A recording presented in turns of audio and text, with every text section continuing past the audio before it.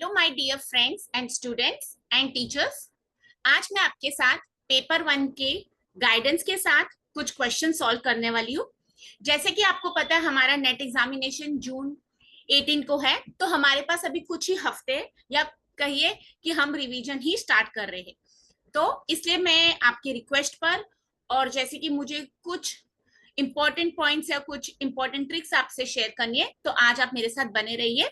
हम जितनी देर भी बैठेंगे, आपसे मेरी रिक्वेस्ट है कि आप एक पेन और डायरी साथ में लेके आइए, क्योंकि जो भी कॉन्सेप्ट आज मैं पढ़ाने वाली हूँ वो डेफिनेटली आपको अपनी नेट सेट प्रिपरेशन और एग्जाम में हेल्प होने वाला है। ठीक है, तो मैंने अपनी ये डिटेल्स दी है, तो अगर आपको मुझसे कभी कांटेक्ट करना है तो ये मेरा नंबर है, आप मुझे कांटेक्ट कर सकते हैं।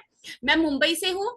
और जैसे कि मुझे ना बहुत बार पूछा गया है कि मैम आप कहाँ पर काम करते हैं या फिर आप क्या कौन सी कॉलेज से पढ़े, तो ये थोड़ा सा मैं आज अपने बारे में बता रही हूँ जो जनरली मुझे नहीं बताना होता है।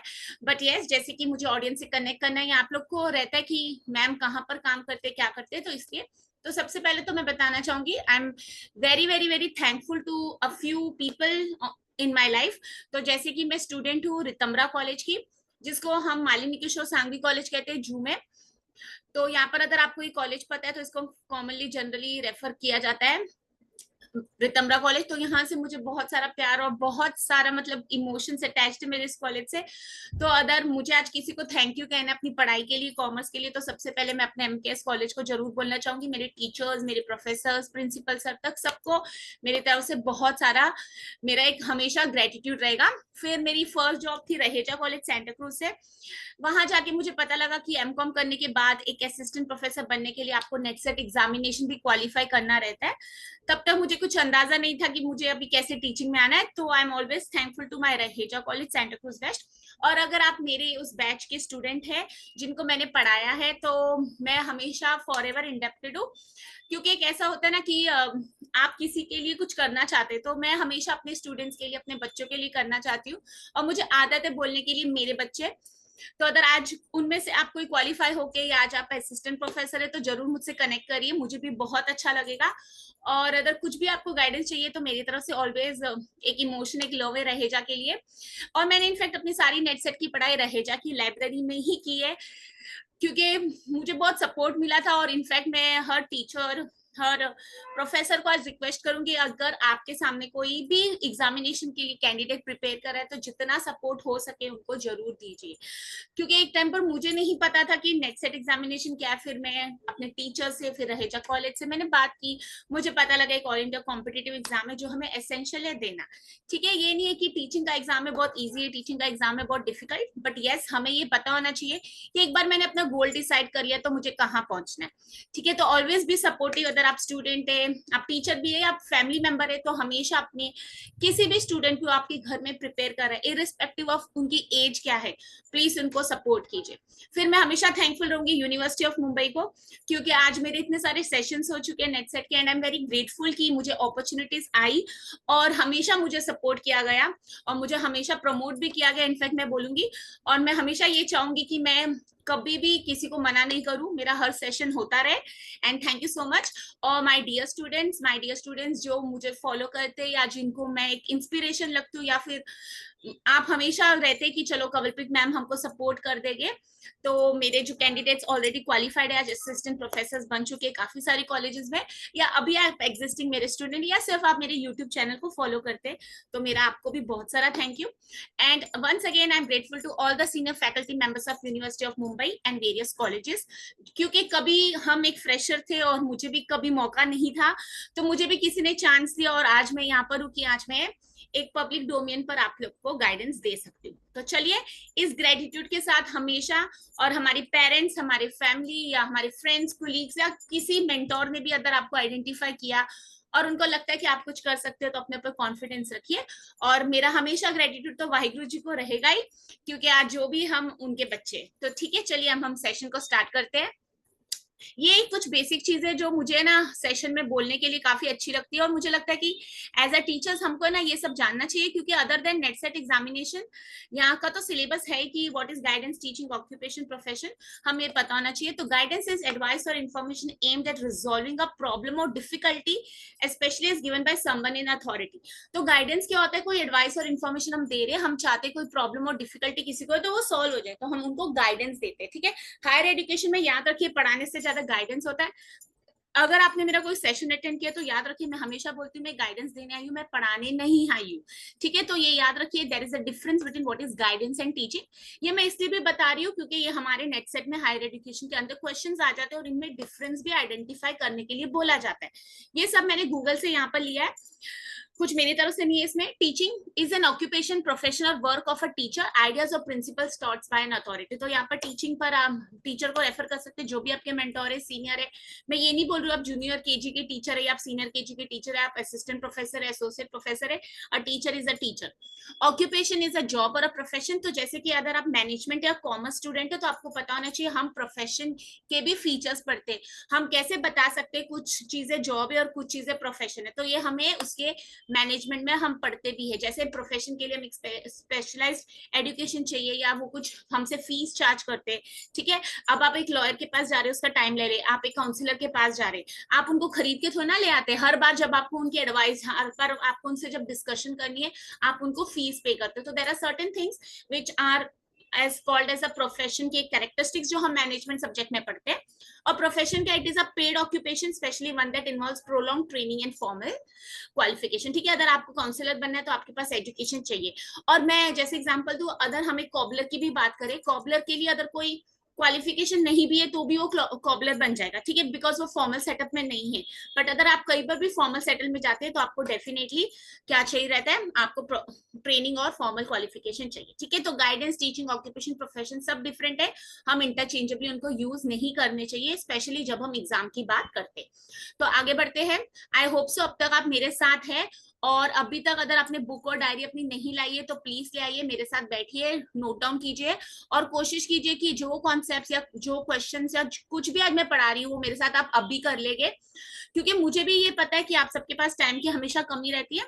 और मैं हमेशा ये भी बोलती हूँ कि टाइम की कमी रहती सबको है, बट हमें टाइम अपनी प्रायोरिटीज के लिए निकालना रहता है। जैसे आप फैमिली के टाइम को कॉम्प्रोमाइज नहीं करते, अपनी पढ़ाई के टाइम को भी कॉम्प्रोमाइज नहीं कीजिए। तो आज मेरा एजेंडा क्या रहेगा, आपको ओवरऑल गाइडेंस देने का, कुछ स्ट्रेटेजीज टेक्निक्स हेल्प करूंगी मैं आपको। मैं पढ़ाने नहीं आती हूँ, मैं हमेशा बोलती हूँ मैं गाइडेंस दे रही हूँ, मैं कुछ आपका अप्रोच बदलना चाहती हूँ एग्जाम के लिए। चार ऑप्शंस दिए आपको, इन डेप्थ क्लैरिटी है तो आपको पता है कौन सा करेक्ट आंसर है। ठीक है, मैं कोशिश करूंगी कि मैक्सिमम चीजें शेयर कर दूं मिनिमम टाइम में। आपको बेसिक्स ऑफ एग्जामिनेशन भी मैं बताना चाहती हूँ, बट जैसे कि उसमें बहुत टाइम लग जाता है तो मेरी प्रीवियस वीडियोस अपलोडेड है, मैं उनका डिस्क्रिप्शन बॉक्स में लिंक शेयर कर दूंगी। तो अगर आप फर्स्ट टाइम कैंडिडेट है, आपको नहीं पता नेट सेट एग्जामिनेशन क्या है, जूनियर रिसर्च फेलोशिप क्या है, मुझे नेट कॉमर्स में करना चाहिए, मैनेजमेंट में करना चाहिए, या मुझे कैसे उसकी प्रिपरेशन चाहिए, स्टडी मटेरियल क्या है, वो ऑलरेडी मेरी वीडियोस में अवेलेबल है। ठीक है, क्या पढ़ना है, कैसे पढ़ना है, कौन से पैटर्न और टाइप ऑफ क्वेश्चंस आते हैं, क्वेश्चन पेपर कहाँ पर मिलते हैं, हम कहाँ से उनको पढ़ के जा सकते हैं। ठीक है, मुझे कहाँ से कैसे स्टार्ट करना है, ये सब मेरी प्रीवियस वीडियोस में अपलोडेड है। ठीक है, यहाँ पर मुझे एक ही बात कहनी है, हमें एग्जाम की तरह अपना परसेप्शन चेंज करना है। ठीक है, मैं तो इनफैक्ट कहूंगी बोलिए इजी एग्जाम है, सामने 4 ऑप्शन है, अदरवाइज तो लिखना पड़ता है, लिखने की भी हैबिट छूट चुकी है।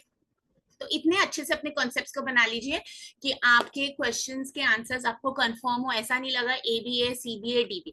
ठीक है, तो कुछ क्वेश्चंस मैं आपको ट्रिक्स कॉमन सेंस के साथ सॉल्व कराऊंगी। अगर उसके बाद आपको कोई क्वेश्चंस है या डाउट्स है, आप प्लीज मुझसे कनेक्ट कीजिए। मैंने आज आपको अपना फोन नंबर भी दे दिया, मैंने आपको ईमेल आईडी भी दिया है, और मैं हमेशा बोलती हूँ कि आपको कुछ भी डाउट है आप मुझे कॉमेंट करके भी बता सकते हैं। आगे बढ़ते हैं, ये यूजीसी नेट का एग्जामिनेशन है। ठीक है, अभी यूजीसी और सीएसआर दो बॉडीज है जो एग्जाम कंडक्ट करती है। सीएसआर के अंडर साइंस वाले मैथमेटिक्स का आता है। तो अगर आप अभी सपोज सीएसआर वाले जो मेरा लेक्चर या सेशन अटेंड कर रहे हैं, तो आपके लिए थोड़े से रूल्स अलग रहेंगे, जैसे नेगेटिव मार्किंग और पेपर पैटर्न और टाइप्स ऑफ क्वेश्चंस आस्क्ड। तो आप वो जरूर जाके यूजीसी सीएसआर वाली वेबसाइट पर चेक कीजिए। अदरवाइज अगर आप कॉमर्स, इकोनॉमिक्स, साइकोलॉजी या कौन से भी different subjects other than the mathematics and science, आपको मेरा सेशन फुल्ली एप्लीकेबल रहेगा। ठीक है, अगर आप सीएसआर वाले भी है, अदर देन जो चीजें आपके सब्जेक्ट में नहीं कवर हो रही, उसके अलावा मेरी ट्रिक्स, टेक्निक्स, टाइम मैनेजमेंट की अगर मैं कुछ बात करूं, ये सारी चीजें आपको एप्लीकेबल जरूर रहेगी। तो चलिए हम ये देख लेते हैं। मैंने यहाँ पर हाईलाइट कर दिया, सीएसआर पैटर्न इज डिफरेंट। अभी मैं ये सब के बारे डिस्कस नहीं कर रही हूँ, ठीक है। न्यू रेगुलेशन आ गया, जैसे कि आपको पीएचडी के लिए भी नेट का एंट्रेंस एग्जाम ही मतलब ये एप्लीकेबल होगा, तो उसके ऊपर मैं अलग से वीडियोस है मेरी, तो आप उनको देख सकते हैं। तो यहाँ पर हम चलते हैं अपने सेशन पर। सिर्फ मैं ये बताना चाहूंगी कि हमारा पेपर होता है 3 घंटे का, उसमें 2 आवर्स हमारे पास पेपर 2 के रहते हैं। पेपर 2 आप कौन से सब्जेक्ट को ऑप्ट करते हैं जिसमें आपकी स्पेशलाइजेशन होती है पीजी लेवल पर। तो अगर आप एमकॉम है तो एमकॉम वाले कैंडिडेट्स को नेट सेट इन कॉमर्स ही करना है, मैनेजमेंट के लिए ऑप्ट मत कीजिए, ठीक है। उसके ऊपर मैंने वीडियो बनाई है, अभी मैं उसके ऊपर टाइम नहीं लगाना चाहती हूँ, तो आप वो मेरी वीडियो चेक कर सकते हैं, ठीक है। आगे बढ़ते, पासिंग मार्क्स क्या है ये क्वेश्चन पूछना छोड़ दीजिए, क्योंकि भले वहां पर क्राइटेरिया लिखा है 40%, और मुझे इसके ऊपर बात नहीं करनी, क्योंकि 40% तो सिर्फ होता है कि पेपर चेक होगा कि नहीं, वो आप फॉरगेट कर दीजिए। What you have to remember is under net set examination you have to qualify. Now what is, और मैं बोलूं कि how will I understand what is the qualifying criteria, तो याद रखिए वो हर एग्जाम का आपको मेरिट लगता है। तो वो जो आपकी हर एग्जाम की जो मेरिट लगती है पासिंग के अलावा 40%, पासिंग के अलावा जो आपके पास ये मेरिट होती है एग्जाम की, उसमें आपको याद रखना होता है कि जो जैसे अभी कॉमर्स का है तो कॉमर्स का कट ऑफ क्या आ रहा है, इकोनॉमिक्स का कट ऑफ क्या आ रहा है, तो वो आपको याद रखना जरूरी होता है, ठीक है। तो यहाँ पर हम इसकी बात नहीं बात करेंगे क्योंकि मैंने ऑलरेडी प्रीवियस वीडियोस में एक्सप्लेन कर दिया है। तो हम चलते हैं आगे। जूनियर रिसर्च फेलोशिप के बारे में मैंने एक पूरी वीडियो बनाई है, लिंक्स भी मैंने शेयर कर दीजिए। और ये पेपर जो मुझे पूछते कहाँ से डाउनलोड करना है, तो एनटी की आप वेबसाइट पर जा सकते हैं, डाउनलोड सेक्शंस के टैब में आपको प्रीवियस ईयर के क्वेश्चन पेपर्स मिल जाएंगे, उस पर भी मेरी पुरानी वीडियो है जो मैं आपको अभी डिस्क्रिप्शन बॉक्स में शेयर कर दूंगी। तो चलते अब हमारे पास आज कौन सी डेट है, हमारे आज 22 मई पर 18 जून का हमारा एग्जाम है। तो अप्रोक्सीमेटली अगर 2 या 3 हफ्ते भी आप पकड़ के चलते हैं तो हमारे पास 10 टॉपिक्स है पेपर 1 के, और हमारे पास है 10 से 15 टॉपिक्स है पेपर 2 के, ठीक है। हमें ये याद रखना है हम सब क्वालिफाई कर सकते हैं।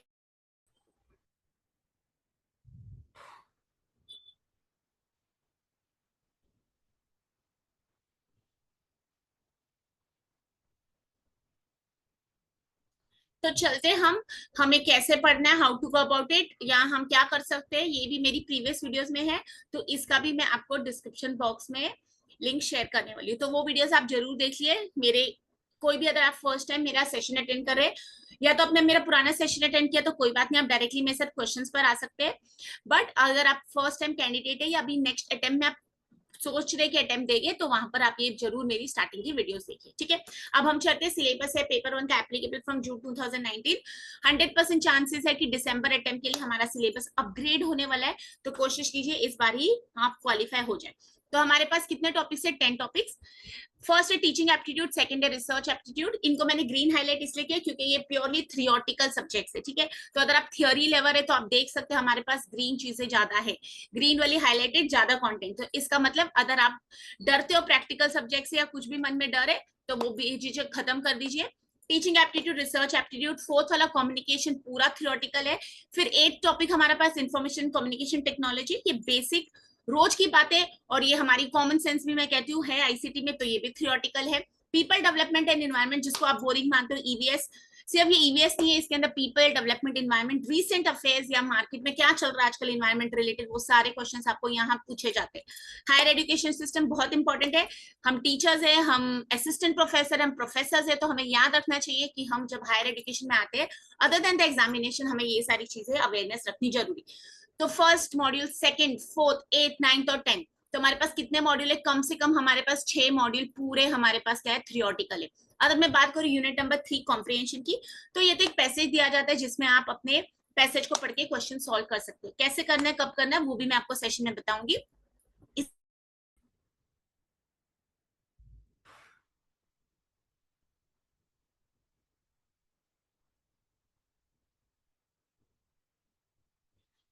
कॉम्प्रिहेंशन के लिए आपके पास एक ही मंत्र है कि आप पैसेज को रीड कीजिए और प्रैक्टिस करते रहिए, और आपको पता होना चाहिए कि पैसेज में से आंसर कैसे ढूंढना है। और ये जो 5th, 6th और 7th मॉड्यूल है, mathematical reasoning and aptitude, purely आपको अगर प्रैक्टिकल नॉलेज है तो ही इस पर क्वेश्चन आप सॉल्व कर सकते हैं। रीजनिंग, लॉजिक रीजनिंग या 6 वाला लॉजिकल रीजनिंग, उसके कुछ कॉन्सेप्ट्स मैं आज आपको कराऊंगी क्योंकि उसमें थियोरेटिकल एस्पेक्ट्स भी है other than the Venn diagram and syllogism. और 7th है डेटा इंटरप्रिटेशन, जो पूरा प्रैक्टिकल है हमारे पास। ठीक है, अब देख लीजिए हम क्या करते हैं, हम पहले तो सिलेबस देखकर डर जाते हैं, फिर हम सोचते हैं कि 10 टॉपिक्स कैसे करेंगे, कैसे शुरुआत करेंगे। तो जैसे कि मैंने ये इजी वे में बाइफिकेशन कर दिया, जब आप सिलेबस देखेंगे तो आपको पता होना चाहिए और थ्योरी लेवल और प्रैक्टिकल लेवल। ठीक है, ये क्यों मैं बता रही हूँ बार बार, क्योंकि आप क्या होता है, आप क्लासेस ज्वाइन करते हैं, पैसा खर्च करते हैं, फिर कोई टीचर आपको आपके बताएगा, जैसे मेरी तरह होगी टीचर तो बोलेगी थियोरेटिकल पढ़ के जाइए, 70% में आप क्वालिफाई हो जाएंगे।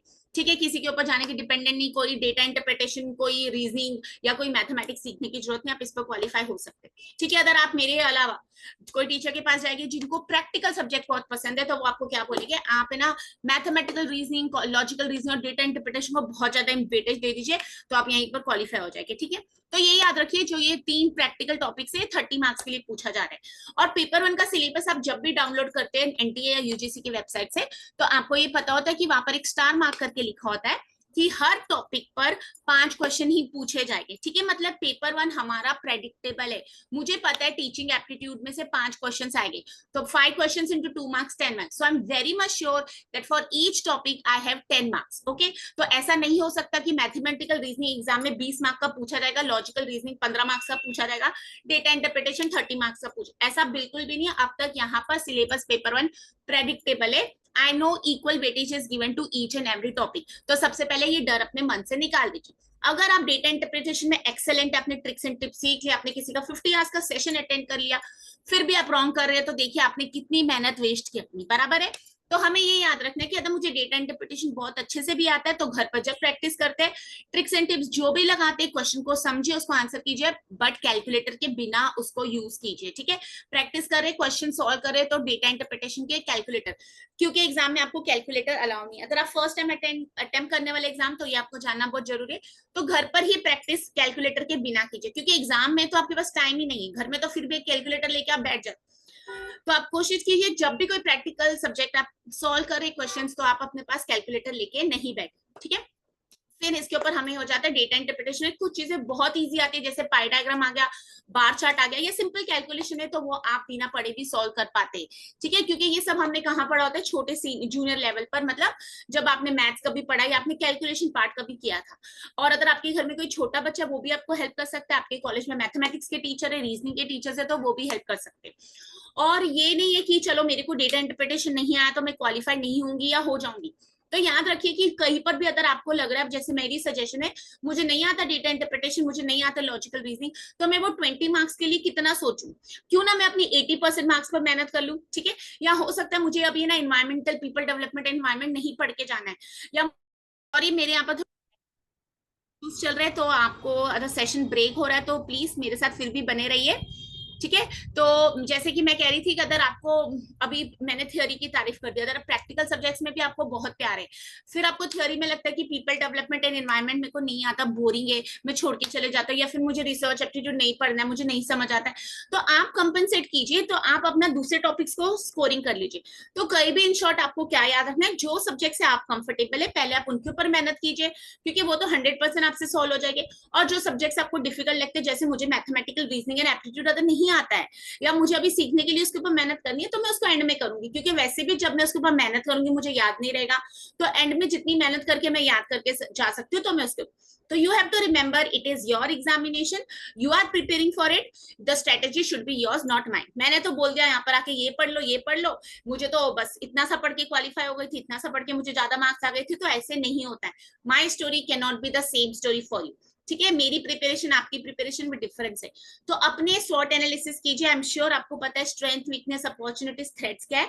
अब यहाँ पर थ्रेट्स क्या, आपका सिलेबस है, आपको डर लग रहा है, या फिर ऐसा पेपर अब अनप्रेडिक्टेबल पेपर बन रहा है जो हमारा कॉमर्स का होता है। ठीक है, कॉमर्स में या पेपर 2 आप देखोगे तो वहां हो सकता है कि मार्केटिंग अच्छा लगता था, अब मार्केटिंग पर 4 ही क्वेश्चन पूछे, और लॉ अच्छा नहीं लगता था तो लॉ पर 6 क्वेश्चन पूछ लिए।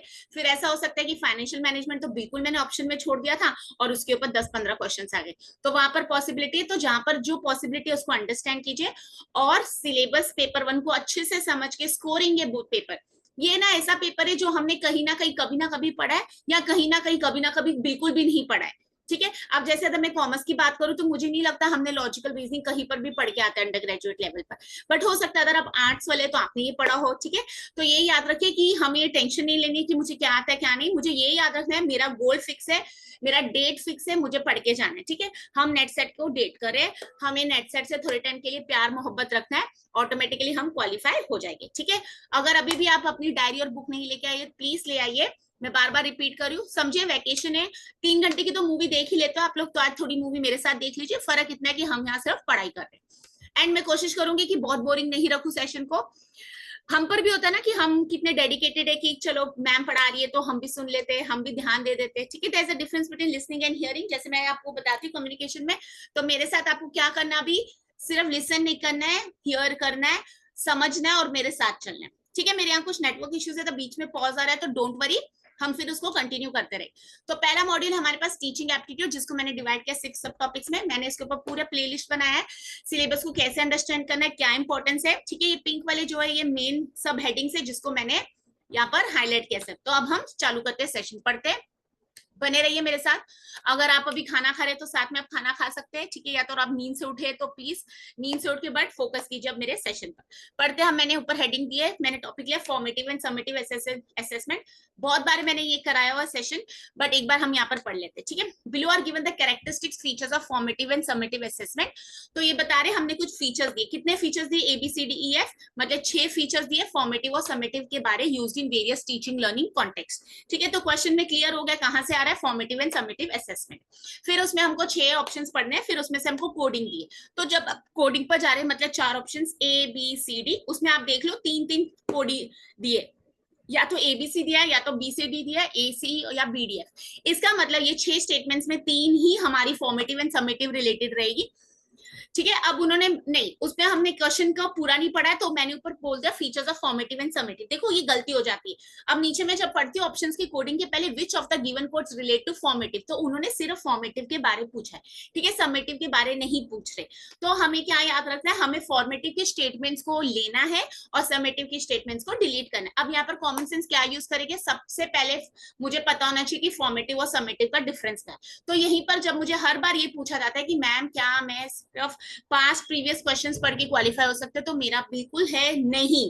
पहले कॉन्सेप्ट्स पढ़िए, फिर आप जितने भी पास्ट पेपर्स रेफर करेंगे, और पास्ट पेपर्स अगर आपको रेफर करने हैं ना, तो आप वो पुराने, कितने पुराने रेफर करेंगे, आप कहां से स्टार्ट कीजिए, 2023, 23 के बाद 22, 22 के बाद 21 और 20 फिर 19 पर जाइए। इतने पेपर्स पढ़ लीजिए, काफी है। बहुत पुरानों पर मत जाइए, क्योंकि एक टाइम पर नेट सेट का लेवल काफी इजी था जो अब नहीं है। तो स्टेटमेंट्स पढ़ लेते। A, it is use for judging learning standard, हर एक वर्ड के अंदर आंसर छुपा है।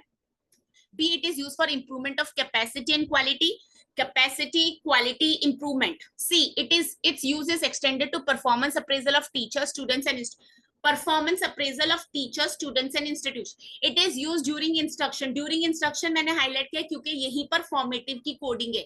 फॉर्मेटिव मतलब होता ही है ड्यूरिंग इंस्ट्रक्शन। ठीक है, तो डी को एकदम पक्का मार्क कर लीजिए। Assessment is formal and post instruction assessment form post instructional. Post instructor formative में होती है कि समेटिव में। F statement, it is based on participation of both teacher and student. ठीक है, तो फॉर्मेटिव क्या होता है, अब मैंने आपको बता दिया ड्यूरिंग इंस्ट्रक्शन है। हम फॉर्मेटिव एक ऐसी टेक्निक है जिसमें ना रेगुलर बेसिस पर हम इवेल्युएट कर सकते हैं स्टूडेंट और टीचर को। मुझे पता लग जाता है मेरे स्टूडेंट्स को समझ आ रहा है कि नहीं, और उसके फीडबैक पर हम उनसे आगे बढ़ सकते हैं। तो ये मेथड होता है कि हम इंप्रूवमेंट कर सकते हैं। तो अब मुझे जब एक स्टेटमेंट कंफर्म है, मैं तुरंत कोडिंग में जाती हूँ और मैं देखती हूँ डी कितने ऑप्शन में आ रहा है स्टेटमेंट। तो अगर मैं ए में देखूं तो ए में डी ऑप्शन है ही नहीं, बी में देखूं तो उसमें है, सी में देखूं तो उसमें भी नहीं है, डी में देखती हूँ तो उसमें। तो इन शॉर्ट डी वाला फॉर्मेटिव के लिए होना चाहिए। तो यहाँ पर मुझे किसके बारे क्वेश्चन पूछ रहे हैं, फॉर्मेटिव के बारे। बराबर, देखो क्वेश्चन में फॉर्म, तो मतलब मेरा ऑप्शन नंबर ए डिलीट हो गया और ऑप्शन नंबर सी डिलीट हो गया, क्योंकि उसमें डी वाली स्टेटमेंट नहीं आ रही है। तो मैं 50-50 पर पहुंच गई। ठीक है, इतना समझ आया। अब हमारे पास जब और बी और डी दो ऑप्शन बच जाते हैं, तो क्या देख रहे हैं, उसमें बी सी और डी दी और बी डी और एफ। तो यहाँ पर मतलब हम सी स्टेटमेंट को एक बार रीड कर लेते हैं, अगर सी स्टेटमेंट में जज कर लेती हूँ वो फॉर्मेटिव है समेटिव की है, तो यहीं पर मेरा आंसर तुरंत सॉल्व हो जाएगा। तो सी स्टेटमेंट में क्या, it is used, its use is extended to performance appraisal of teacher, students and institutions. बिल्कुल भी नहीं, ऐसा नहीं होता फॉर्मेटिव सक्सेस। ठीक है, वहां पर performance appraisal of teacher, students and institutions के लिए उसका यूज एक्सटेंड नहीं होता है। ठीक है, तो यहाँ पर अगर आपको लगता है आप मेरी तरह श्योर है कि ये ऑप्शन नहीं आना चाहिए सी वाला, तो आप क्विकली बी नंबर कोडिंग को भी एलिमिनेट कर सकते हैं। तो 100% आपका आंसर कौन सा होना चाहिए? Option number D, B D F. ठीक है, अब पढ़ लेते हैं। मैं कंफर्म बता रही हूँ, इसका आंसर है हमारे पास ऑप्शन नंबर डी। तो इस क्वेश्चन का हमारा आंसर है डी। तो ऊपर स्टेटमेंट्स पढ़ लेते हैं। It is use for judging learning standard, बिल्कुल भी नहीं आता फॉर्मेटिव में। It is use for improvement of capacity, yes, यहाँ पर हम बच्चे की कैपेसिटी, क्वालिटी। और क्या होता था, मेरे स्टूडेंट्स नहीं समझ पा रहे, आप तुरंत मुझे बता रहे हैं, तो टीचर को भी समझ आ जाता है कि टीचर को मेथड चेंज करना पढ़ाने का या क्या चेंज करना है। तो यहाँ पर हमारा आंसर बी आना चाहिए। सी वाला मैंने एलिमिनेट कर दिया था, डी वाला मैंने आपको बताया 100% है। ई वाली स्टेटमेंट में assessment is formal and post instructor, ये सबमिटिव के लिए एप्लीकेबल है।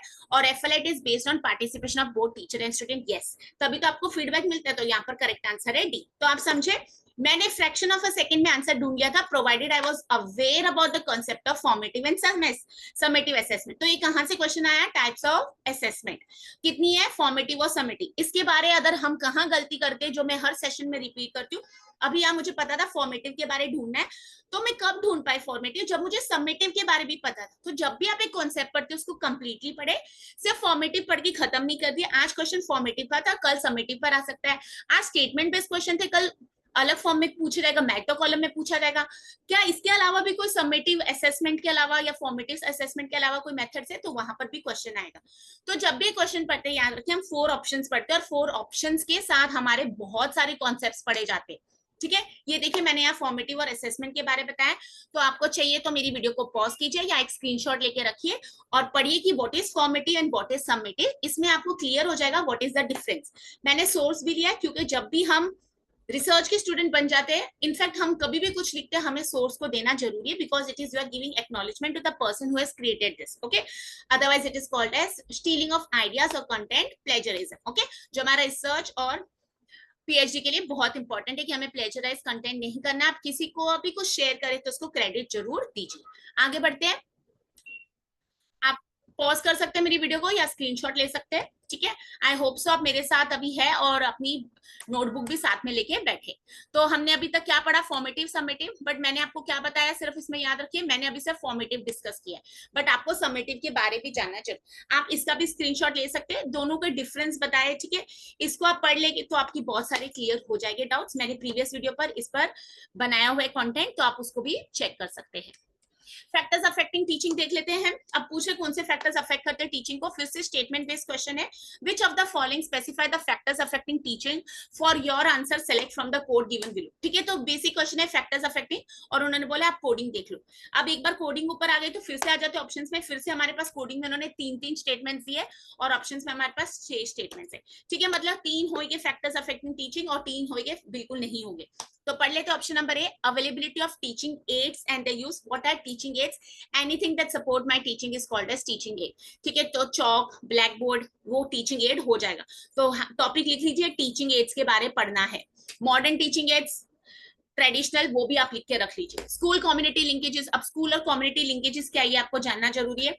Interest of parents in the school programmes, option number C में दिया है। Subject knowledge of the teacher और frequency of organising co curricular activities, कौन से फैक्टर्स अफेक्ट करे टीचिंग को, ऐसे पूछा गया है। ठीक है, फिर 5th हमारी स्टेटमेंट है एफ वाली, verbal and non verbal communication skills of the teacher. ठीक है, अब यहाँ पर मुझको क्या याद रखना है कि मुझे ना पूछा गया फैक्टर्स अफेक्टिंग टीचिंग, तो अगर अब मेरी हिंट क्या है, एक ऐसी स्टेटमेंट आइडेंटिफाई कर लीजिए जो टीचिंग को अफेक्ट नहीं करती। ठीक है, ठीक है, अब मुझे यहाँ पर क्या लग रहा है, मुझे लग रहा है कि option statement E, frequency of organising co curricular activities, कितनी बार ऑर्गेनाइज करनी को करिकुलर एक्टिविटीज। होमवर्क में लिखिए को करिकुलर एक्टिविटीज में क्या आता है, because tomorrow the question may be on co curricular, और as a teacher you should be know कि which type of co curricular activities we do in the classrooms. Okay, तो हम इसको है ना ई स्टेटमेंट पकड़ के चलते हैं, ये आंसर में नहीं आनी चाहिए। ठीक है, देखिए मेरी कोडिंग और हिंट क्या है, पहले वाले क्वेश्चन सॉल्व मैंने कहा था आपको फॉर्मेटिव वाले ढूंढवा रही थी, अब मैं बोल रही हूँ फैक्टर्स अफेक्टिंग टीचिंग, मतलब कौन सा फैक्टर नहीं अफेक्ट करता टीचिंग, मैं उसके लिए श्योर हूँ। वो मुझे कैसे श्योर हुई? ऑप्शंस देख के। तो मैं कह रही हूँ ई वाली स्टेटमेंट ऑप्शंस में नहीं आनी चाहिए। तो हम कहाँ चलते हैं, हम चलते हैं कोडिंग में। कोडिंग में ए में ई है तो ये ऑप्शन नहीं आना चाहिए। कोडिंग में बी में ई नहीं है तो ये हो सकता है करेक्ट आंसर। सी में भी ई नहीं है तो ये भी आंसर हो सकता है, और डी में हमारे पास ई स्टेटमेंट है तो नहीं है। तो इसका मतलब मैंने फिर से 50-50 कर दिया, मैं बी और सी को पकड़ के चलती हूँ कि इनमें से आंसर हो सकता है। ठीक है, अब मैं देख लेती हूँ मुझे क्या लगता है।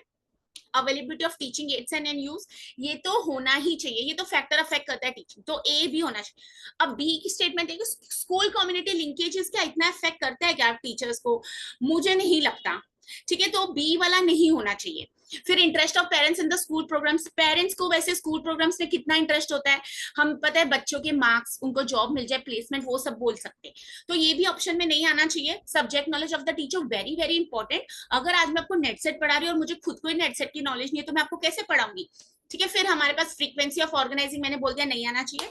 Verbal and non verbal communication skills, yes, मुझे बोलना आना चाहिए, मैं बोल के बताऊं, या नॉन वर्बल मतलब बॉडी लैंग्वेज, ठीक है, बच्चों की बॉडी लैंग्वेज पढ़ना, ओके, तो ये सारे। तो अगर हम यहाँ पर देखते हैं तो ए ऑप्शन होना चाहिए, मतलब ए स्टेटमेंट होनी चाहिए, फिर मुझे लगता है डी स्टेटमेंट होनी चाहिए, और मुझे लगता है एफ स्टेटमेंट, तो जो कि आ रही है हमारी बी वाली कोडिंग में, तो यहाँ पर आपके पास करेक्ट आंसर है बी। देखिए मैं सिर्फ आपको आंसर नहीं दे रही हूँ, मैं आपको बता रही हूँ कि अगर मैं उसको कैसे बात करके सॉल्व कर रही हूँ, ठीक है, मुझे भी नॉलेज नहीं है सपोज, बट हम एक कॉमन सेंस ऐसे क्वेश्चंस, कौन से फैक्टर्स अफेक्ट करे टीचिंग, वो डिस्कस कर सकते हैं, तो ये फटाफट हम अपने आप से बात करके, अब मैं अपने आप से बात करूँ तो उसको क्या बोलेंगे, कौन सी टाइप ऑफ कम्युनिकेशन है, मुझे मैसेज करके बताइए, वो मैंने कम्युनिकेशन के सेशन में ऑलरेडी पढ़ाया, अगर आपको नहीं पता है तो आज आप घर जाके वो टाइप्स ऑफ कम्युनिकेशन जरूर पढ़ें। तो here the correct answer should be option number B.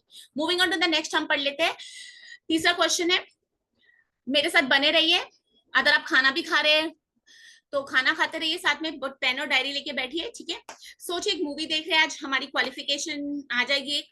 In a school in which there are large number of failures, ठीक है, एक स्कूल में जहां पर लार्ज नंबर बच्चे फेल हो रहे हैं, you may like to develop test for eliminating those who are likely to have substantial difficulties in meeting the academic goals of teaching, ठीक है।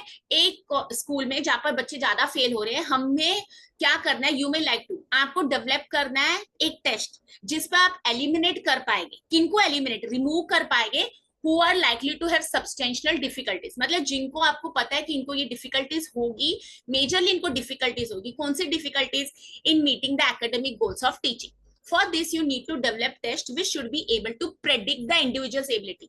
हाईलाइट कर लीजिए वर्ड प्रेडिक्ट, ठीक है, ये जो प्रेडिक्ट वर्ड है ना, यही हमारा आंसर दे रहा है, ज्यादा सोचने की जरूरत नहीं है। और readiness to undertake the study of a school subject successfully, what is the name of such test. तो यहाँ पर उन्होंने ना प्रैक्टिकल पूछा है, हमारे पास ऑप्शंस क्या है, aptitude test, prognostic test, achievement test और एनालिटिकल टेस्ट। तो क्वेश्चन को रीड कीजिए, देखिए अगर इंग्लिश नहीं आती तो हिंदी में पढ़िए, अगर हिंदी में भी डिफिकल्टी है तो यहीं पर हमारी प्रॉब्लम है कि मुझे लैंग्वेज पर मास्टरी नहीं है, जब मुझे बेसिक लैंग्वेज नहीं आती तो मुझे क्वेश्चन तो डिफिकल्ट लगेगा, बराबर। अब देखो उन्होंने लाइंस भी तो कितनी सारी, 5 लाइंस का क्वेश्चन बनाया, आप उसको 5 में डिवाइड करके पढ़िए, एकदम घाई में मत पढ़िए।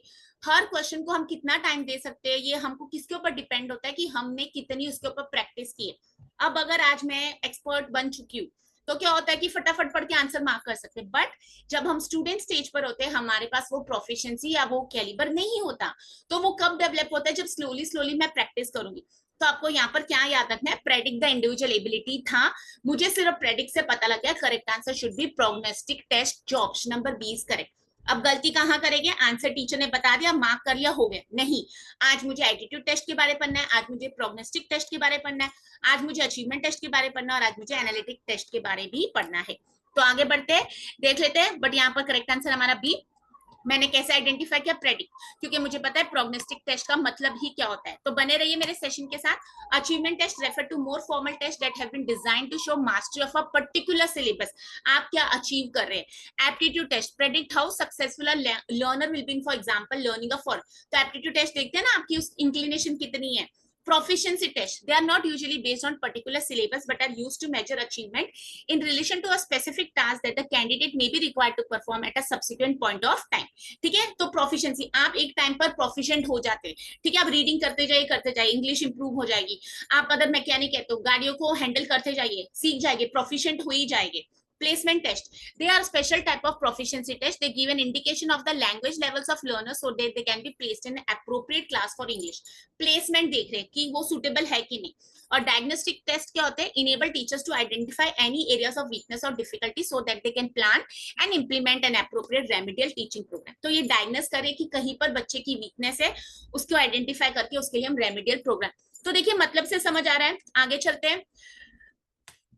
ठीक है। तो अब यहाँ पर अगर मैंने अभी आपको क्या बताया, क्वेश्चन किसके ऊपर था, प्रोग्नोस्टिक पर। अब मुझे आप बताइए, मैंने आपको सिलेबस में दे दिया, इतने सारे टेस्ट है और इसमें मैंने आपको प्रोग्नोस्टिक टेस्ट के बारे नहीं बताया, ठीक है। तो बट क्वेश्चन तो पूछ लिया गया है, तो ऐसे ही होता है कि हम जो पढ़ के जाते हैं उसका हमने कॉन्सेप्ट इन डेप्थ में नहीं पढ़ा है। तो अगर मेरी बुक में सिर्फ इतने ही टाइप के टेस्ट थे, तो हो सकता है इसी का दूसरा नाम प्रोग्नोस्टिक था किसी का, या फिर मुझे पता ही नहीं था। तो सिंपल, अगर आप थोड़े एक हायर लेवल पर हम आ जाते हैं तो हमें बहुत सारी चीजें पता हो जाती है इवन विदाउट रीडिंग, ठीक है। हो सकता है आपने कभी स्टूडेंट्स के टेस्ट लियो या तो इसके बारे में रीड किया। तो आज हमारा होमवर्क क्या है, हम टाइप्स ऑफ टेस्ट पढ़ेंगे, ठीक है। तो देखिए क्या होता है, मैं हमेशा बच्चों को बोलती हूँ, अगर आप फर्स्ट टाइम अपियर कर रहे हैं ना, तो पुराना एक पेपर ले लीजिए और उसमें ना क्वेश्चंस को मार्क कीजिए कि ये कम्युनिकेशन टॉपिक का, ये हायर एजुकेशन का है, या फिर ये कॉम्प्रिहेंशन से पैसेज कैसे सॉल्व करना है। तो यहाँ पर क्या होता है, मुझे पता लगता है कि एटलीस्ट मुझे टॉपिक्स के नाम पता है, एटलीस्ट मुझे ये समझ आ रहा है कि ये क्वेश्चन कौन से टॉपिक से आया गया है, ठीक है। तो आगे बढ़ते हैं। तो यहाँ पर करेक्ट आंसर हमारे पास प्रोग्नोस्टिक टेस्ट। आज हम ये टेस्ट के बारे में पढ़ेंगे। नेक्स्ट आ जाते हैं assertion and reasoning. Most difficult लगता है सबको। अब असर्शन और रीजनिंग में क्या दिक्कत है, असर्शन और रीजनिंग का मतलब क्या होता है, देखिए दो स्टेटमेंट्स दी जाती है, एक होती है असर्शन और एक रीजनिंग। असर्शन मतलब एक ऐसी स्टेटमेंट जो हम बता रहे हैं कि कुछ है और उसकी रीजनिंग उससे जुड़ी हुई है क्या। तो हो सकता है असर्शन और रीजनिंग दोनों ट्रू हो या दोनों फॉल्स हो, ओके। या ये भी पॉसिबिलिटी है कि ये दोनों के बीच में कोई रिलेशन हो। तो हमें ये देखना है कि क्वेश्चन क्या पूछा जा रहा है, उनके बीच कोई कनेक्शन है। वो सोचने से पहले एक बार है ना ऑप्शंस में आ जाइए, क्योंकि ऑप्शंस में कभी कभी देखो अगर रीड करें option number 3, both A and R true and R is the correct है, तो ये पूछा गया उन दोनों के बीच में कोई रिलेशन है क्या, उसकी एक्सप्लेनेशन है। तो चलते हैं हम आगे क्वेश्चन पर, ठीक है। Given below two statements, one is labeled assertion and the other is labeled as reasoning. Assertion: teachers should strive to avoid discussing complex issues. Assertion बोल रही, देखिए याद रखिए स्टेटमेंट ट्रू भी हो सकती है और फॉल्स भी हो सकती है, ठीक है। यहाँ पर कोई गारंटी नहीं है कि फॉल्स है ट्रू, हमको जज करना है। टीचर्स शुड स्ट्राइव, टीचर्स को कोशिश करनी चाहिए टू अवॉइड, अवॉइड मतलब नहीं करे, कम से कम डिस्कस करें कॉम्प्लेक्स इश्यूज। क्या ऐसा होता है क्या, हम अदर टीचर है, सिलेबस या कुछ ऐसा टाइम आ जाएगा कि कॉम्प्लेक्स बातें हम नहीं करेंगे। तो मुझे नहीं लगता ये स्टेटमेंट ट्रू है या फॉल्स, आप बता सकते हैं मुझको। हाँ, चलो देख लेते हैं हम। पहले रीजनिंग भी पढ़ लेते हैं। Classroom communication should facilitate a movement from exploring simple issues to complex issues, ठीक है। क्लासरूम कम्युनिकेशन कैसी होनी चाहिए, फैसिलिटेट, हेल्प करे। पहले हम सिंपल इश्यूज की बात करें, फिर हम कॉम्प्लेक्स पर जाए। अगर टीचर डायरेक्टली कॉम्प्लेक्स चीजों की बात करें, अब जैसे हम जो अकाउंट्स पढ़ाते बच्चों को, तो पहले golden rules of accounting principle सिखाते, डायरेक्टली तो ना उनको बैलेंस शीट सॉल्व करा देते बराबर। तो सिंपल से हम जाते हैं ना, तो ये हमारे अगर अपने टीचिंग के बारे में पढ़ा है तो उसमें आपको पता लग जाएगा। हम पढ़ते हैं सिंपल टू, जैसे टीचिंग के प्रिंसिपल्स होते हैं, सिंपल टू कॉम्प्लेक्स जाते। तो यहाँ पर मुझे पता है रीजनिंग है ना ट्रू है, ठीक है, ये कंफर्म हो गया। अब पहली स्टेटमेंट पढ़ते हैं, teacher should strive to avoid discussing complex issue. ये फॉल्स है, क्योंकि टीचर शुड अवॉइड नहीं, बहुत कॉम्प्लेक्स इश्यूज की बात वो अवॉइड उन्होंने पूछा। तो अवॉइड का मतलब क्या, टीचर्स को बिल्कुल नहीं करनी चाहिए ऐसा नहीं है। एक स्टेज पर जब हमारे बच्चों का लेवल हो जाता है, जब हम बेसिक से आगे बढ़ते हैं, तो हम कॉम्प्लेक्स इश्यूज को डिस्कस कर सकते हैं। तो यहाँ पर अवॉइड वर्ड था, तो वहीं से मुझे समझ आना चाहिए ये स्टेटमेंट हमारी फॉल्स है। तो यहाँ पर हमें क्या हो जाएगा, option number 1 is correct, A is false but R is true, ठीक है। तो which is correct option, option number 1। चलते आगे। ये मैंने आप लोग के लिए होमवर्क दिया, क्योंकि मैंने प्रीवियस वीडियोस में हर सेशन में डिस्कस किया है। अगर आप रेगुलरली मेरे चैनल को फॉलो करें या आप मुझे सेशंस को अटेंड करते हैं, तो आपको पता होगा कि मैंने बहुत बार पढ़ाया है और ये आज के लिए होमवर्क क्वेश्चन है। तो आप पॉज लेके इसको स्क्रीनशॉट ले लिए, या तो अगर आप सॉल्व कर सकते तो अभी सॉल्व कर लीजिए, और जैसे मैंने ट्रिक्स और टेक्निक्स बताई वो जरूर यूज करके चलते, ठीक है। फिर हम आगे चलते हैं। ये मैंने उसके एक्सप्लेनेशन दिए, ये मेरे हर सेशन में होते हैं, क्योंकि हर बार इसके ऊपर क्वेश्चन आते ही आते हैं। चलिए अब पढ़ लेते हैं next. Given below are two statements, one is labeled as assertion and the other is labeled as reason. तो फिर से assertion और reasoning है, वहां पर मैंने ऊपर लिखा है language और meaning। तो assertion क्या बोल रही है, if a teacher wants to improve his or her abilities as an effective classroom communicator, he or she should first understand the students, ठीक है। अब एक स्टेटमेंट दिया, assertion कह रहे हैं अगर टीचर चाहती है वो अपने आप को improve, अपनी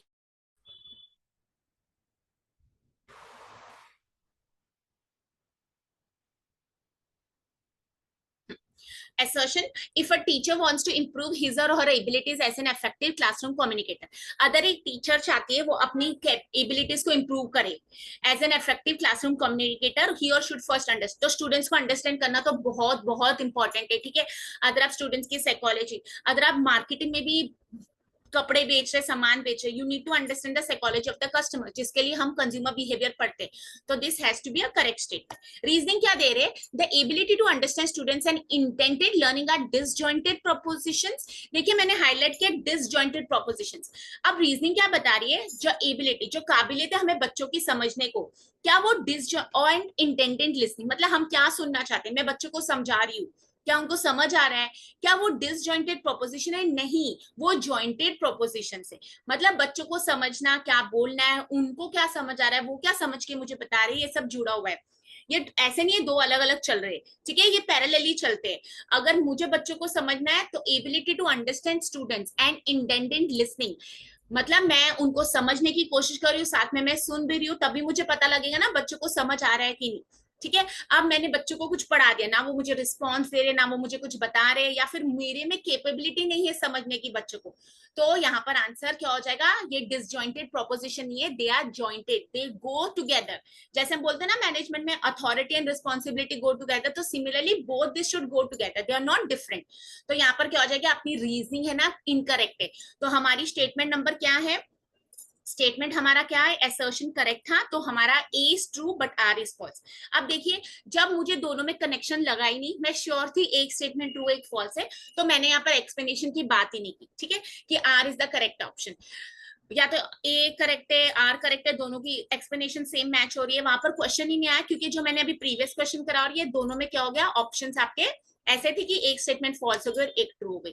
अगर आप दोनों के बारे डिस्कस कर रहे थे और दोनों में कुछ सिमिलैरिटी, तो वो हमेशा एक दूसरे को एक्सप्लेन कर सकते हैं या इनकरेक्ट एक्सप्लेनेशन हो सकती है, but here they are different concepts, because different concept मतलब अगर वो बात भी करे अंडरस्टैंडिंग की, बट वो कहां पर क्वेश्चन आ रहा है कि एक फॉल्स बन रहा है और एक ट्रू बन रहा है, तो करेक्ट आंसर यहाँ पर हमारे, मैंने आपको क्या बताया, करेक्ट आंसर है हमारे पास सी। ठीक है, नेक्स्ट चलते हम। अब यहाँ पर है ना, मैंने क्वेश्चन पूछा जो मैं सेकंड मॉड्यूल पर आ गई, तो मेरी तरफ से टीचिंग एप्टीट्यूड आज के लिए डन है।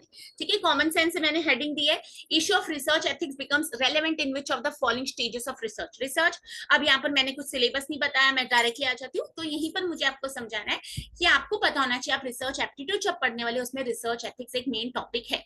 ठीक है, तो इशू ऑफ रिसर्च एथिक्स कह रहे हैं, रिसर्च एथिक्स बिकम्स रेलेवेंट, सबसे ज्यादा कब रेलेवेंट बन जाता है, स्टेजेस ऑफ। देखिए अगर मेरी बात माने तो रिसर्च में एथिक्स होना बहुत जरूरी है। ठीक है, सबसे पहले टॉपिक खुद से सेलेक्ट किया है, दूसरी बात है हम खुद उसके ऊपर काम करें, हम अपनी पीएचडी किसी को आउटसोर्स नहीं करें। ठीक है, दूसरा अगर हम किसी से हेल्प ले रहे हैं तो हम उनसे पूछे कि आपने हमारे को क्यों ऐसे करवाया, या फिर आपने किसी से स्टैटिकल एनालिसिस कराया, जो अलाउ है कि आप किसी से स्टैटिस्टिक्स करा सकते हैं, बट आपको नॉलेज होनी चाहिए कि उन्होंने आपके पेपर में क्यों काई स्क्वायर यूज किया, या फिर उन्होंने आपके कौन से ऑब्जेक्टिव के लिए कौन सी स्केल यूज किए, ये सब चीजें आपको पता होनी चाहिए, because even if you are giving a work to someone else, ethical work to someone else, आपको नॉलेज होनी चाहिए ना, नहीं तो कल क्या हो गया, आपने अपना बेबी किसी और को दे दिया।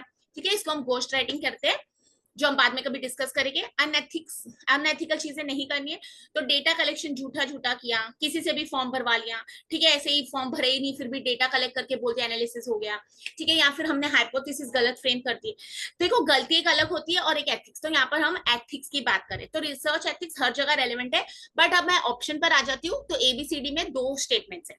ठीक है, तो कोडिंग में दो, ये मतलब दो स्टेटमेंट्स में उनको बताना है, हमको ढूंढना है। देखो सब में एथिक्स लगेगा, but what is the beauty of this questions, you should understand that they want the answer which is mostly matching। ठीक है, जो सबसे ज्यादा कंफर्म होगा उनमें से हमको आंसर। यहीं पर प्रॉब्लम आती है कि मैम मुझे ये भी लग रहा था एथिक्स यहाँ भी इंपॉर्टेंट है, बट इन सब में से ऐसे कौन से दो है जिसमें एथिक्स सबसे ज्यादा जरूरी है। ठीक है, प्रॉब्लम सिलेक्शन में एथिक्स जरूरी है, हाइपोथेसिस फॉर्मुलेशन में एथिक्स जरूरी है, हाइपोथेसिस टेस्टिंग में एथिक्स जरूरी है, या फिर मैं बोलूं डेटा एनालिसिस एंड इंटरप्रिटेशन में एथिक्स जरूरी है, डिफाइनिंग ऑफ रिसर्च पॉपुलेशन में एथिक्स जरूरी है। ठीक है, तो यहाँ पर हम देख लेते हैं, प्रॉब्लम सिलेक्शन में नहीं होता इतना एथिक्स जरूरी, हाइपोथेसिस फॉर्मुलेशन में मैं कहूंगी इतना जरूरी वहां पर भी नहीं है, हाइपोथेसिस टेस्टिंग में जरूरी है, क्योंकि क्या होता है ना, आप ऐसे नहीं करें ना कि डेटा एनालिसिस हो गया, कलेक्ट हो गया, आंसर आ गया, फिर जाके आप अपनी हाइपोथेसिस टेस्टिंग बता रहे कि हमने तो ऐसी हाइपोथेसिस बनाई थी। ठीक है, वो तो क्या होगा, फिर आपको रिजल्ट पता था आपने रिसर्च क्यों कंडक्ट की। तो थर्ड में जरूर आपको एथिक्स बहुत इंपॉर्टेंट है।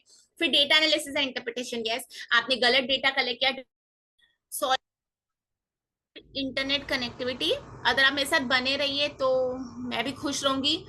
ठीक है, ये इंटरनेट इश्यूज तो कभी भी आ सकते हैं। तो मैं कह रही थी हाइपोथेसिस टेस्टिंग में जरूर चाहिए रिसर्च एथिक्स, फिर उसके बाद मैं बोलूँ डेटा एनालिसिस एंड इंटरप्रिटेशन में एथिक्स चाहिए। गलत डेटा कलेक्ट किया, गलत एनालिसिस कराया, कुछ भी करके खत्म करके ऐसे नहीं होता। डिफाइनिंग ऑफ रिसर्च पॉपुलेशन में इतना एथिक्स की जरूरत नहीं। तो मेरे हिसाब से यहाँ पर करेक्ट आंसर होना चाहिए आपका बी, क्योंकि हाइपोथेसिस टेस्टिंग और डेटा एनालिसिस एंड इंटरप्रिटेशन में आपके पास एथिक्स होने बहुत जरूरी है। आगे बढ़ते हैं, ये हम रिसर्च एप्टीट्यूड पर आ चुके हैं, तो हमारा सेकेंड मॉड्यूल है। नेक्स्ट देख लेते हैं, यहाँ पर मैंने आपको सिलेबस बता दिया है, तो आप ये सिलेबस को स्टडी कीजिए। प्रीवियस वीडियो से मेरी प्लेलिस्ट है पेपर 1 की, उनको चेक कीजिए कौन से टॉपिक्स पढ़ने हैं, कौन से टॉपिक्स हर बार पूछे जाते हैं। जैसे अभी रिसर्च एथिक्स से आया था, तो वो लास्ट सब टॉपिक था इस मॉड्यूल का। ठीक है, आगे बढ़ते हैं हम। बहुत इजी क्वेश्चंस भी आते हैं कभी कभी और बहुत डिफिकल्ट भी आते हैं। Review of literature, very very very important. अब रिव्यू ऑफ लिटरेचर का मतलब क्या है?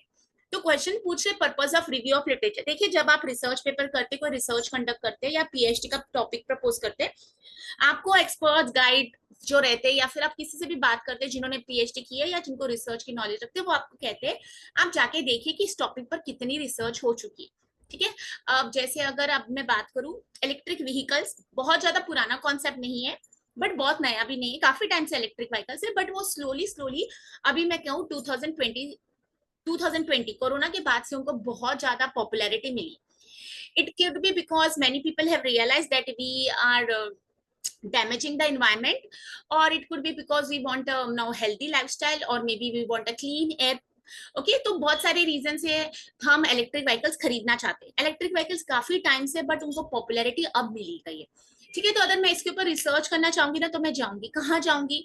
अवेलेबल सोर्सेज, जैसे रेफर करूंगी बुक्स। अगर किसी ने मुझे बोला देखो ट्रांसपोर्ट के ऊपर कोई बुक्स अवेलेबल है जिसमें आपको इलेक्ट्रिक व्हीकल्स के बारे में बताया गया है, या फिर मैं जाती हूँ कोई ऑनलाइन सोर्सेज पर। अब कौन से सोर्सेज हम रिव्यू ऑफ लिटरेचर कैसे कर सकते हैं, उसके ऊपर भी मैं एक वीडियो बनाऊंगी। मैंने रिसर्च गाइडेंस की भी एक प्लेलिस्ट बनाई है जिसका नाम मैंने रखा आओ रिसर्च सीखे, क्योंकि ये कुछ ऐसी चीजें जो मतलब बुक से नहीं पढ़ी जा सकती, पहले अगर थोड़ा सा हमें बेसिक नॉलेज आ जाती है तो हम वहां से शुरुआत कर सकते हैं। ठीक है, तो जो पुराना एग्जिस्टिंग सोर्सेज आप, ठीक है, तो पुराने सोर्सेज जो हम पढ़ते हैं रिव्यू, जो हम पुराने सोर्सेज पढ़ते हैं ना, एग्जिस्टिंग सोर्सेज, उसको बोलते हैं रिव्यू ऑफ लिटरेचर। तो जब हम रिसर्च करते हैं ना, तो हम बोलते हैं, हमारा पहला होता है क्वेश्चन कि प्रॉब्लम कौन सी, रिसर्च प्रॉब्लम कहाँ से आई। बट मैं बोलूँ, अगर आपको रिसर्च प्रॉब्लम जनरली ऐसे ही पता लगी तो ठीक है, अदरवाइज हम जब रिव्यू ऑफ लिटरेचर पढ़ते हैं वहां से हमको पता लगता है इसके ऊपर ऑलरेडी कितना वर्क हो चुका है, अब मैं क्या नया कर सकता हूँ, क्या गैप्स है। तो बेसिकली हम रिव्यू ऑफ लिटरेचर क्यों करते हैं? गैप्स को आइडेंटिफाई करने के लिए।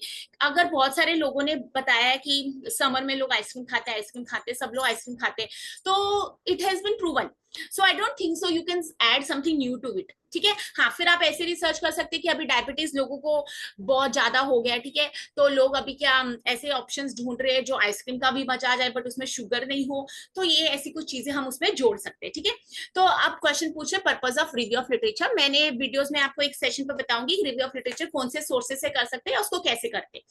अब हम पढ़ते हैं statement number A, to understand the subject background, B, to formulate research questions, C, to find out relevant methodology, D, to debate ethical aspects of research, E, to carry out meta analysis of bibliography and to identify the data sources। ठीक है, तो हमारे पास कितने F statements है, मतलब हमारे पास 6 statements है। फिर से कोडिंग पर जाते हैं, कोडिंग में अब उन्होंने हमें 4 दिए। ठीक है, तो मतलब 2 रिव्यू ऑफ लिटरेचर के मकसद नहीं है। मैं कौन सा आपके साथ टॉपिक ले रही हूँ? Research aptitude. ये मैं बार बार इसलिए पूछती हूँ तो बना रहता है कि बच्चे मेरे साथ जुड़े हुए। ऑप्शन देख लेते हैं, एनालाइज करते, जैसे मैं पढ़ के उसको रीड करती हूँ। Review of literature, understand the subject background, yes, तो ए हमारा आंसर में आना चाहिए। तो ए अगर आंसर में आना चाहिए तो ऑप्शन नंबर सी और डी करेक्ट आंसर नहीं होंगे, क्योंकि उसमें स्टेटमेंट नंबर ए नहीं दी है।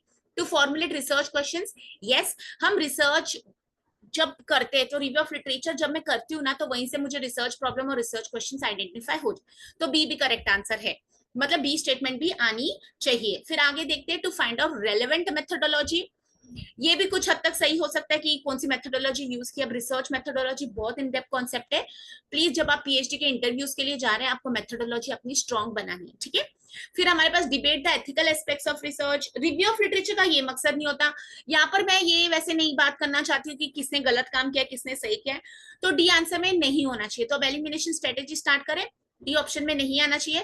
तो कोडिंग नंबर ए में डी है तो उसको एलिमिनेट कर दो, सी और डी तो मैंने पहले एलिमिनेट कर दी थी, तो 100% मेरा आंसर करेक्ट आंसर है बी है। फिर भी हम जंप टू कंक्लूजन नहीं करेंगे, first I read all the options. Statement E is to carry out meta analysis of bibliography. Now if I don't statement का मतलब अभी मुझे एनालिसिस मेटा एनालिसिस क्या है, बिब्लियोग्राफी क्या है, तो वो ही नहीं पता तो मैं आंसर कैसे ढूंढूंगी। तो यहाँ पर ये बहुत बड़ी हमारे साथ दिक्कत हो सकती है। तो यहाँ पर है ना, अभी मुझे ऑप्शन नंबर ई नहीं पता है तो मैं उसके बारे में कुछ नहीं कर सकती। और identify the data sources, data sources होते हैं, आपको तो पता है कि प्राइमरी डेटा, सेकेंडरी डेटा, कहाँ से डेटा ले सकते हैं, वो सारे सोर्सेज की बात कर। तो यहाँ पर करेक्ट आंसर आपके पास बी है। तो देखिए अभी हमने क्या पढ़ा, ये शायद मुझे आता ही था, बट इसमें हमने नया क्या पढ़ा है, हमने नया पढ़ा है ये आज मेटा एनालिसिस। तो इसको स्टार मार्क कीजिए, होमवर्क लिखे डायरी में कि कवलप्रीत मैम ने बोला आज हमको ये सॉल्व करके ही आना है। हमको पता होना चाहिए कि इतनी इजी क्वेश्चन में से हमने एक नया concept Meta analysis of bibliography पढ़ा है, तो वहां पर वो क्वेश्चन मुझे आना चाहिए। ठीक है, आगे बढ़ते हम नेक्स्ट क्वेश्चन पर आ जाते हैं। ये रिव्यू ऑफ लिटरेचर से था, रिसर्च से। नेक्स्ट है अब कैरेक्टरिस्टिक्स ऑफ साइंटिफिक मेथड। आप है ना इसको एक मिनट पॉज करके ये देखिए, ये बहुत सिंपल क्वेश्चन है। और ये जब आप रिसर्च स्टार्ट करते हैं ना, तो सबसे पहले आपको यही क्वेश्चन दिया जाए, तो इसको टाइम लगा के अगर आप क्वेश्चन को सॉल्व कर सकते हैं तो देखिए, फिर हम इसको डिस्कस करते हैं।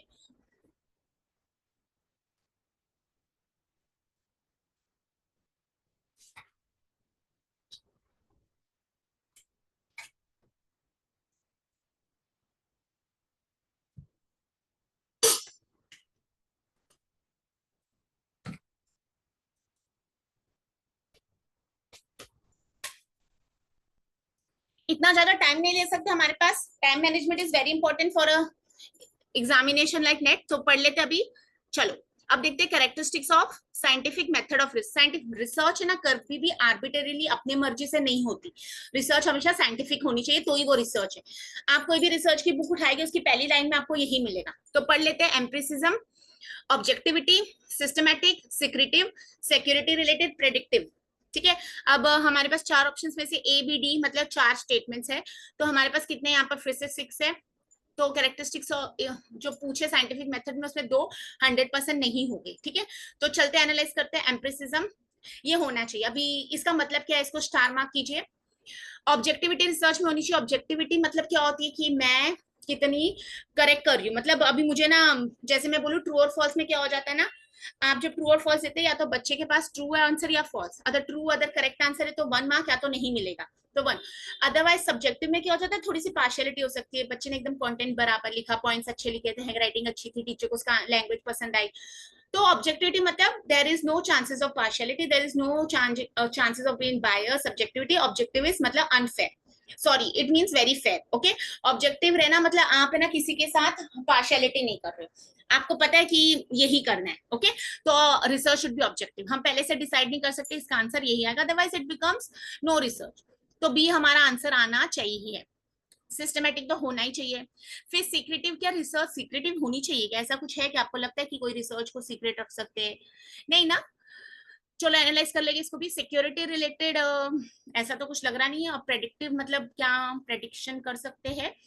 तो ऑप्शंस में जाते हैं। अब मुझे ना लगता है कि डी आंसर में नहीं होना चाहिए। ठीक है, तो डी कौन से ऑप्शन में नहीं है या कौन से ऑप्शन में है? देखो ए में आ रहा है, तो डी को मैं एलिमिनेट कर दूं, ए ऑप्शन। बी में भी डी आ रहा है, एलिमिनेट कर दो। डी में भी डी आ रहा है, एलिमिनेट कर दो। तो 100% ऑप्शन नंबर सी था। तो देखिए कितने इजीली मैंने आंसर फाइंड आउट कर दिया। इतना टाइम हम क्वेश्चन को रीड नहीं कर सकते, और हमको ये भी जानना है कि हम कैसे पढ़ रहे हैं उसको। तो मतलब एम्प्रिसिज्म होना चाहिए। सी ऑप्शन रीड कर रही हूँ मैं। ऑब्जेक्टिव भी होनी चाहिए, सिस्टमेटिक रिसर्च सिस्टमेटिक तो होनी चाहिए, सिक्रेटिव नहीं होनी चाहिए, सिक्योरिटी रिलेटेड की बात में, और प्रेडिक्टिव होनी चाहिए। ठीक है, प्रेडिक्शंस। यस, हम कितनी सारी रिसर्च प्रेडिक्शन के लिए करते हैं ना। अगर आपको रिग्रेशन टेक्निक पता होगी, टाइम सीरीज आप करते जो, उसमें हम प्रेडिक्शन की ही बात करते हैं।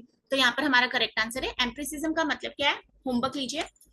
मैं अगर आपको अभी बता दूंगी तो आप मेहनत तो कुछ करते नहीं है, फिर बोलेगी मैम ने तो सब बता दिया। तो होमवर्क लीजिए आज। इसका मतलब एम्पिरिकल रिसर्च कौन सी रिसर्च होती है, इसका मतलब क्या है। ठीक है, आगे बढ़ते हैं। नेटवर्क इश्यूज है थोड़े आज मेरे यहाँ पर, तो प्लीज थोड़ा एडजस्ट कर लीजिए। पॉज हो जाता है बीच में तो कोई बात नहीं, हम आगे बढ़ सकते हैं वेट करके थोड़ा सा। तो मेरे साथ बने रहिए। बुक और डायरी नहीं है तो प्लीज लेके आके और बैठ जाइए। वेरिएबल देख लेते हैं। A variable that measures, a variable that measures the effect of a manipulated variable। अब पहली बात है ना, मुझे वेरिएबल का मतलब ही नहीं पता है। जो चीज वेरी होती है उसको वेरिएबल बोलते हैं। कॉमर्स वाले फिक्स कॉस्ट, वेरिएबल कॉस्ट। ठीक है, अब एग्जांपल ले लेते हैं, मेरे घर का इलेक्ट्रिसिटी बिल। ठीक है, अब समर सीजन है, हम सबको इलेक्ट्रिसिटी सप्लाई चाहिए, तो इलेक्ट्रिसिटी बिल किसके ऊपर डिपेंडेंट है?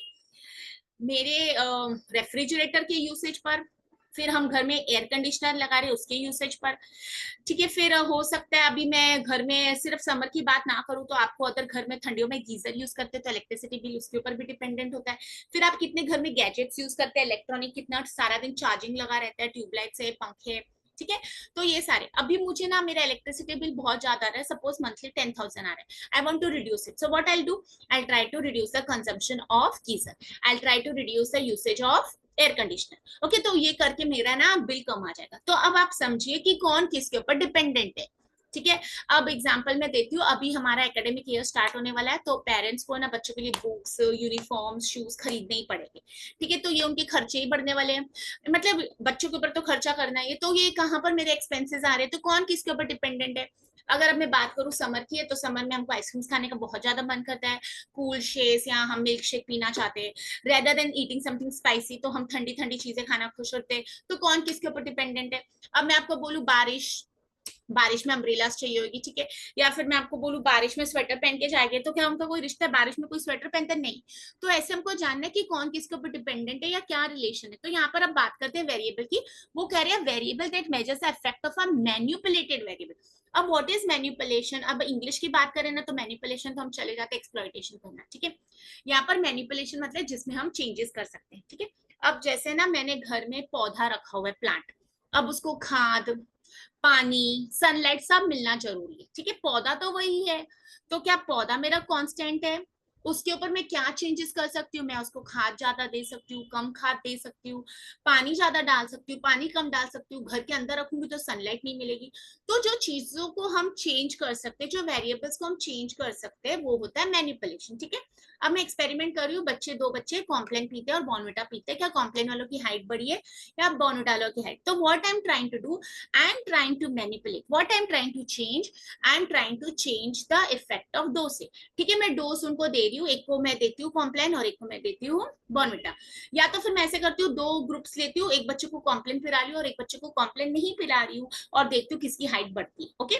तो जिसको हम चेंजेस कर सकते हैं। अब यहाँ पर क्वेश्चन पूछा variable that measures the effect of a manipulated variable, तो अब जिसके ऊपर हम चेंजेस कर रहे हैं उसका इफेक्ट की बात करें, तो चेंजेस मैं किसके ऊपर कर रही हूँ, इंडिपेंडेंट की डिपेंडेंट, पहले आप वो सोचिए।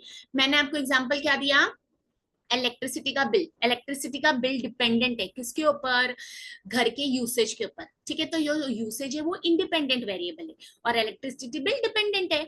तो मैं इलेक्ट्रिसिटी बिल को क्या कर रही हूँ, डिपेंडेंट पकड़ के चल रही हूँ, और वेरिएबल मेरा कौन सा इंडिपेंडेंट है, मतलब मैं बोल रही हूँ एसी को कम यूज करूंगी तो मेरा बिल कम है, तो एसी को मैं कम कर दूंगी यूसेज, तो मैंने उसको मैनिपुलेट कर दिया, एसी को मैं ज्यादा कर दूंगी तो मैंने उसको मैनिपुलेट कर दिया, चेंज कर दिया। तो इंडिपेंडेंट वेरिएबल को हम कर सकते हैं मैनिपुलेट, ठीक है। तो मैनिपुलेटेड वेरिएबल को लिख लीजिए, हम बोलते हैं इंडिपेंडेंट। बट यहाँ पर इफेक्ट पूछ रहे, तो इंडिपेंडेंट वेरिएबल, मैनिपुलेटेड वेरिएबल का जो इफेक्ट हो रहा है वो किसके ऊपर हो रहा है, वो डिपेंडेंट वेरिएबल पर हो रहा है, ठीक है। तो यहाँ पर करेक्ट आंसर आएगा B. I am hope I am clear, मैंने आपको कंफ्यूज नहीं किया। तो याद रखिए जो इंडिपेंडेंट वेरिएबल होता है वो मैनिपुलेटर होता है, ठीक है। तो उसको लिख लीजिए, जो manipulation in research, manipulation of variable, manipulating variables in research means you can change, ठीक है। मैं पानी का डोज बढ़ा सकती हूँ पौधे के लिए, मैं सनलाइट को वहां पर पौधा रख सकती हूँ जहां पर सनलाइट आएगी। तो जहां पर भी हम चेंजेस करते हैं उसको बोलते हैं इंडिपेंडेंट और मैनिपुलेटेड वे, और जिसके ऊपर हम उसका असर देख रहे, इम्पैक्ट देख रहे, उसको बोलते हैं डिपेंडेंट वेरिएबल, ठीक है। तो इलेक्ट्रिसिटी बिल कम आएगा ज्यादा आएगा, किसके ऊपर डिपेंड होगा, इंडिपेंडेंट वेरिएबल। मैंने इंडिपेंडेंट वेरिएबल को क्या किया, चेंज किया, चेंज मतलब मैनिपुलेट। तो अब variable that measures the effect, तो इफेक्ट जो आ गया तो वहां पर आंसर आएगा डिपेंडेंट। इतना सारा मुझे बोलना, एक्सप्लेन करने की जरूरत ही नहीं थी अगर आपको इफेक्ट मैनिपुलेटेड वेरिएबल का मतलब पता, ठीक है। तो independent variable, dependent variable, what is control variable, what is confounding, मैंने ए और बी तो आपको एक्सप्लेन कर दिए, सी और डी को आज आप होमवर्क लिखें, नहीं तो हम अगली कोई सेशंस में डिस्कस करेंगे। टाइप्स ऑफ वेरिएबल्स इसको पढ़ लीजिए, ठीक है। अब एग्जांपल पढ़ ली तो मैं सीधा, डिपेंडेंट का था पर्सन हार्ट रेट, पर्सन का हार्ट रेट किसके ऊपर डिपेंडेंट होता है, एक्टिविटी लेवल, रेस्टिंग, वॉकिंग, आप वॉकिंग करते हैं हार्ट बीट बढ़ जाती है, आप फर्स्ट टाइम स्टेज उतर रहे हैं तो आपको हार्ट बीट बढ़ सकती है, ठीक है। तो ये सारा, तो कौन किसके ऊपर डिपेंडेंट है, असर किसके ऊपर हो रहा है, किसको चेंज कर रहे हैं, तो ये आपको याद रखना है, कीवर्ड्स है, ओके। आगे बढ़ते हैं, ये मैंने पूछा है। When a reviewer reviews a research article, एक रिव्यूअर है, एक रिसर्च आर्टिकल को पढ़ रहा है without knowing the author name. Suppose आप मेरा कंटेंट पढ़ रहे हैं, आप मेरे को रिव्यू कर रहे हैं, मेरे कंटेंट को, मेरी मैन्युस्क्रिप्ट को, मेरे जर्नल को, या मैंने कोई आर्टिकल लिखा है बट आपको नहीं पता वो कंवलप्रीत का पेपर है, ठीक है। So reviewer reviews a research article without knowing Kanwalpreet, तो उसको क्या बोलते हैं? उसको अनकैटेगराइज्ड रिव्यू कहते हैं, उसको बिहाइंड द कर्टन रिव्यू कहते हैं, उसको एनोनिमस रिव्यू कहते हैं, कि ब्लाइंड रिव्यू कहते हैं। तो यहाँ पर करेक्ट आंसर है option number D, blind review. अब ब्लाइंड रिव्यू का मतलब क्या वो देख लेते हैं। सिंगल ब्लाइंड, देखो, double blind, open. Single blind में क्या लिखा? Authors do not know the identity of the reviewers, authors को रिव्यूअर की आइडेंटिटी नहीं पता है, मतलब मैं कंवलप्रीत हूं, मुझे नहीं पता कौन मेरा आर्टिकल पढ़ने वाला है। फिर क्या लिखा? Reviewers no the identity of the, तो सिंगल ब्लाइंड में क्या होगा? ऑथर्स को नहीं पता बट रिव्यूअर्स को पता है ऑथर कौन, ठीक है। अब डबल ब्लाइंड में क्या बता रहे हैं? Authors do not know the identity of the, मुझे नहीं पता मेरा पेपर कौन पढ़ रहा है। Reviewers do not know the identity, तो रिव्यूअर को भी नहीं पता, तो दोनों ब्लाइंड है। Blind in the sense they don't know each other. तो Kanwalpreet is writing the paper, Kanwalpreet is not aware who is going to assess or evaluate her paper, and even the person who is evaluating the paper is not aware that Kanwalpreet is the author। तो यहाँ पर क्या होगा? Double blind, दोनों तरफ से नहीं पता। Open, authors no the identity, reviewers no the identity. Open में आपको भी पता है आपका पेपर कौन चेक करने वाला है, और रिव्यूअर को भी पता है हम किसका पेपर चेक करें, ठीक है। तो सिंगल ब्लाइंड में रिव्यूअर को पता होता है, डबल ब्लाइंड में दोनों को नहीं पता होता है, ओपन में दोनों को पता होता है। ओके, तो यहाँ पर क्या क्वेश्चन था? Reviewer reviews a research article without knowing the author's name. Blind review, देखो उन्होंने ना सिंगल ब्लाइंड डबल ब्लाइंड पूछा ही नहीं है, नहीं तो हमारा दूसरा क्वेश्चन बन सकता था कि सिंगल ब्लाइंड है कि डबल ब्लाइंड है। ओके, तो यहाँ पर बेसिकली बहुत इंपॉर्टेंट है। अब अगर आप क्या करेंगे ऑप्शंस में, देखिए अनकैटेगराइज रिव्यू, बिहाइंड द कर्टन, क्या ये ऑप्शंस है कि ये जस्ट ऐसे ऑप्शंस दे दिए? तो आज आप टाइप्स ऑफ रिव्यू भी पढ़ लेंगे, ठीक है। इसके ऊपर थोड़ा सा अगर आप यही ढूंढेंगे ना, सिर्फ मैंने लिंक भी दिया है, तो आपको ना यहाँ पर मिल जाएगा पूरी इंफॉर्मेशन। ओके, चलते हैं। Reasoning from a specific case to general conclusion is known as, ये मैंने अपनी प्रीवियस वीडियो में एक्सप्लेन किया, जो मेरी रिसर्च की प्लेलिस्ट है, मैं उसका भी आपको आज डिस्क्रिप्शन बॉक्स में लिंक दे दूंगी। ये मैंने बहुत अच्छे से कॉन्सेप्ट एक्सप्लेन किया, ये रिसर्च में भी पूछा जा सकता है, टीचिंग में भी पूछा जा सकता है। तो what is inductive, what is deductive, ये आपको जानना जरूरी है। तो मैं बता देती हूँ, स्पेसिफिक केस को पहले लिख लीजिए, स्पेसिफिक को हम पर्टिकुलर भी बोलते हैं, तो एस से स्पेसिफिक, पी से पर्टिकुलर, एस पी साथ में यूज कीजिए, पी एस साथ में यूज कीजिए। जनरल होता है सबको एप्लीकेबल, ठीक है। तो स्पेसिफिक मतलब एक केस से हम जनरल में जाते हैं तो उसको हम क्या बोलते हैं? तो यहाँ पर करेक्ट आंसर है inductive. Deductive is exactly the opposite. Under deductive, we go from general to particular. If you have seen my previous videos, I have given you a coding for deductive. Just remember, deductive is DGP. Under deductive, we go from general to particular, तो directorate general of police, तो DGP में D deductive, G general और P particular या S, ठीक है, P और S goes together, ठीक है। तो स्पेसिफिक केस, एक एक पर्टिकुलर केस से आप जनरल कंक्लूजन कर रहे हैं तो उसको हम बोलते हैं इंडक्टिव। छोटे से बड़ा इंडक्टिव, बड़े से छोटे पर आते हैं उसको बोलते हैं डिडक्टिव। तो यहाँ पर स्पेसिफिक केस पूछा है। प्रॉब्लम क्या होती है? स्पेसिफिक का दूसरा नाम नहीं पता होता पर्टिकुलर, ठीक है, तो वहां पर हम गलत करते। तो here correct answer is option number D. Okay, Which among the following is secondary source of data? ये आज आपके लिए होमवर्क क्वेश्चन है। देखिए पहले ऑप्शंस पढ़ लेते हैं, 1 2 3 4। अब यहाँ पर है ना, मुझे ना सेकेंडरी सोर्स क्या है, प्राइमरी सोर्स क्या है, ये अगर नहीं पता है तो कैसे पता लगे? तो प्राइमरी सोर्सेस कौन से होते हैं? जो हमने खुद काम किया होता है, ठीक है, मैंने खुद जाके डेटा कलेक्ट किया। Secondary source already available. Now suppose I am writing diary, my diary, my personal diary. For that personal diary for me is my primary data. But suppose if you are going to use it, my work, for your work, my diary which I have written, for you it becomes secondary. How I identify it is secondary or primary?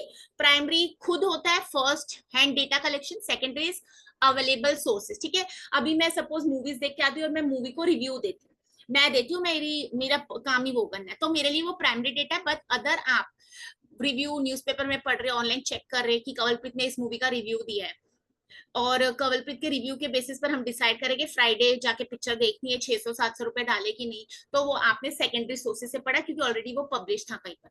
तो ये आपको याद रखना है। तो यहाँ पर correct answer मैं बता देती हूँ, ऑप्शन नंबर 2 है। अब ऑप्शन नंबर 1 का मतलब क्या है, ऑप्शन नंबर 3 का मतलब क्या है, ऑप्शन नंबर 4 क्या है, ये हमें पता होना जरूरी है।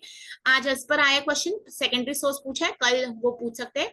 और यहाँ पर क्या है ना, national sample survey organisation data, ये तो समझ, बट कभी कभी ना कोई ऐसी चीज का नाम दिया हो जाएगा कि हमें पता ही नहीं होगा वो है क्या, तो यहाँ पर हमारा क्वेश्चन डिफिकल्ट। इसलिए मैं बोलती हूँ एज ए टीचर्स हमें ईयर्स आइज ओपन रखे तो ना थोड़ी सी अवेयरनेस रहेगी, न्यू न्यू वर्ड सीखेगी, कॉन्सेप्ट सीखेगी, तो पता लग जाएगा। ठीक है, फिर आ जाते हैं इन डेप्थ नॉलेज है। अब मैंने इस पे इन डेप्थ नॉलेज क्यों लिखा है, क्योंकि इन्होंने एक क्वेश्चन पूछा अकॉर्डिंग टू केरलिंगर, कोई बंदे का नाम है, ऑथर है, ठीक है, 1973 में good research problem should be. अब ये ना यहाँ पर क्यों मैं ना गुड रिसर्च प्रॉब्लम बता सकती हूँ क्या, बट यहाँ पर किसी एक ऑथर का नाम लिखा है, मतलब अगर कंवलप्रीत की डेफिनेशन है तो कंवलप्रीत की ही डेफिनेशन को करेक्ट माना जाएगा, दूसरों को नहीं। ठीक है, तो यहाँ पर हमको पूछा है, तो ये क्या पूछा, describing the relationship between two और more variables, be articulated intelligently, philosophically oriented in the form of question, amenable to empirical testing. Amenable to empirical testing मतलब it is suitable to empirical testing. एक अच्छी research problem में क्या features होने चाहिए, ऐसे इस ऑथर के हिसाब से पूछा है। देखिए अगर आपको सब भी आंसर लग रहा है ना, बट वहां पर ऑप्शन सब नहीं होगा क्योंकि ये किसी ने बोला है, तो यहाँ पर करेक्ट आंसर है ना 2 है। तो ये क्या हो जाता है ना, मुझे आता भी था फिर भी मुझे सिर्फ यही नहीं पता था कि दो ऑथर्स ने क्या डिफरेंस दिया है। ठीक है, तो इस ऑथर के हिसाब से पूछा, तो यहाँ पर हमारा करेक्ट आंसर है ऑप्शन नंबर 2, ADNE, मतलब केरलिंगर के हिसाब से एक अच्छी रिसर्च प्रॉब्लम में describing the relationship between two और मोर वेरिएबल्स होना जरूरी है, statement number A.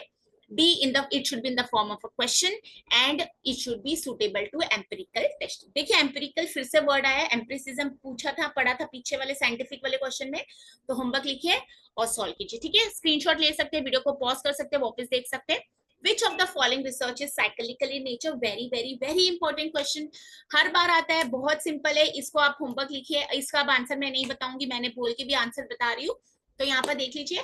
But what is my suggestion when you are going to appear for PhD interviews, you are planning to write a research paper, और may be you are just preparing for NET SET examination, और you are interested in pursuing research, so you should know the different types of research, क्योंकि क्या होता है ना, basic guidance नहीं मिलती तो हमारे answers research proposal, research interview में भी रॉन्ग हो जाते हैं। ठीक है, अब ये ना इसके ऊपर हम बहुत सारी बात कर सकते हैं, मैं पूरी वीडियो बना सकती हूँ 2-2 3-3 घंटे की, बट आज क्विक इसको स्टडी करते हैं। तो पहले टाइप्स ऑफ रिसर्च में मैं पढ़ा रही हूँ डिस्क्रिप्टिव रिसर्च, बुक लेके बैठ जाइए। डिस्क्रिप्टिव होती है which is describing the situation as it is. ठीक है, हम उसमें ना सिर्फ बता रहे क्या हो रहा है, I can not explain the cause and effect relationship. Okay, तो जनरली जब हम सोशल साइंस में कॉमर्स के अंदर रिसर्च करते हैं तो डिस्क्रिप्टिव रिसर्च है। मैं कॉमर्स पर इसलिए फोकस करती हूँ क्योंकि मैं कॉमर्स की टीचर हूँ और मैं कॉमर्स लर्नर। तो descriptive situation as it is, we are just describing the situation. Analytical research, अब देखिए एनालिटिकल कुछ एनालाइज कर रहे हैं। ठीक है, तो अब जब मैं एनालिटिकल बोलती हूँ तो आपके दिमाग में क्या आता है, क्या कुछ कॉज एंड इफेक्ट आता है कि हम पार्ट्स में कुछ स्टडी करें। तो जब भी आप ऐसा कोई नया वर्ड ढूंढते हैं ना, तो उसको पहले ना कॉमन सेंस से जोड़िए, क्योंकि क्या होता है ना, जरूरी नहीं है कि वो ही मतलब इधर हो जाएगा, और है ना रिसर्च की इंग्लिश और बेसिक इंग्लिश डिफरेंस है। तो एनालिटिकल रिसर्च क्या क्या हो जाएगा, जब आप किसी चीज की क्रिटिकल इवेल्युएशन कर रहे हैं। क्रिटिकल इवेल्युएशन मतलब क्या, उसके पिन पॉइंट करना, नेगेटिव चीजें पॉजिटिव चीजें ढूंढना। तो आप क्या कर रहे हो, बेसिकली आप किसी चीज की इन डेप्थ स्टडी कर रहे हो और उसको क्रिटिकली इवेल्युएट करने की कोशिश करो। अगर आपको पता है आपने कभी एनालिटिकल रिसर्च की है या अभी आप कर रहे हैं, तो आप कमेंट बॉक्स में लिख सकते हैं कि इसका एक एग्जांपल क्या है। क्योंकि क्या होता है ना, अभी नेट सेट वाले ना क्वेश्चंस को डिफिकल्ट करते हैं, हम सिर्फ कॉन्सेप्ट पढ़ के जाते हैं, बट मैं उसका प्रैक्टिकल एप्लीकेशन कहीं पर ढूंढती ही नहीं हूँ। बराबर है, तो एनालिटिकल वर्ड पढ़ा तो क्या वो एनालिसिस है, फिर इसका एक एग्जाम्पल दे दो मैम, तो जब वो आप एग्जाम्पल समझ जाओगे, ठीक है, तो आप कभी भी गलत नहीं होंगे। ठीक है, तो एनालिटिकल रिसर्च को लिखो, एग्जाम्पल जानना जरूरी। अप्लाइड रिसर्च क्या होती है, उसके पहले मैं आपको फंडामेंटल रिसर्च बताती हूँ। जैसे लॉ ऑफ ग्रेविटी, किसी ने लॉ ऑफ ग्रेविटी बनाया था तो उनको नहीं पता था इसका आगे जाके क्या यूज होने वाला है, या फिर इसका कमर्शियल एक्सप्लॉइटेशन हो सकती है, यूज हो सकता है। तो वो क्या थी, एक रिसर्च जो सिर्फ नॉलेज को ऐड कर रही थी। ठीक है, कुछ नया लॉ बना रही थी, कुछ नहीं ऐड, तो फंडामेंटल रिसर्च उसको बोलते हैं जहां पर कोई कमर्शियल यूसेज नहीं था। तो आप लिख सकते हो फंडामेंटल रिसर्च का दूसरा नाम क्या है, बेसिक रिसर्च या प्योर रिसर्च। ठीक है, तो हर बार एग्जाम में ऐसा पूछा जाएगा, कभी फंडामेंटल रिसर्च नाम दिया जाएगा, कभी प्योर रिसर्च, तो उसका कीवर्ड है you are just adding to the knowledge, कुछ नया बना रहे हैं, उसकी अभी कमर्शियल एक्सप्लॉइटेशन नहीं है। तो जब वो फंडामेंटल रिसर्च को हम अप्लाई करते हैं, लॉ ऑफ ग्रेविटी को किसी चीज में अप्लाई करेंगे, जैसे मैं अगर मार्केटिंग की बात करूं तो कस्टमर सेटिस्फेक्शन अभी तो बहुत ज्यादा यूज्ड कॉन्सेप्ट है, बराबर है, बट टिल डेट मैं पूरी मार्केटिंग, सारी मार्केटिंग कस्टमर्स को सेटिस्फाई, डिलाइट, हैप्पी करने में लगी हुई। तो वो कॉन्सेप्ट कितना भी जूना दो, बट प्रेजेंट सिचुएशन में we still need to study that. Okay, तो किसी ने ऑलरेडी बनाया हुआ है कस्टमर सेटिस्फेक्शन की बहुत सारी थ्योरीज आपको मिल जाएगी, आप जाओगे कैलकुलेट कैसे करना है, रेटिंग कैसे करनी है, सब मिल जाए।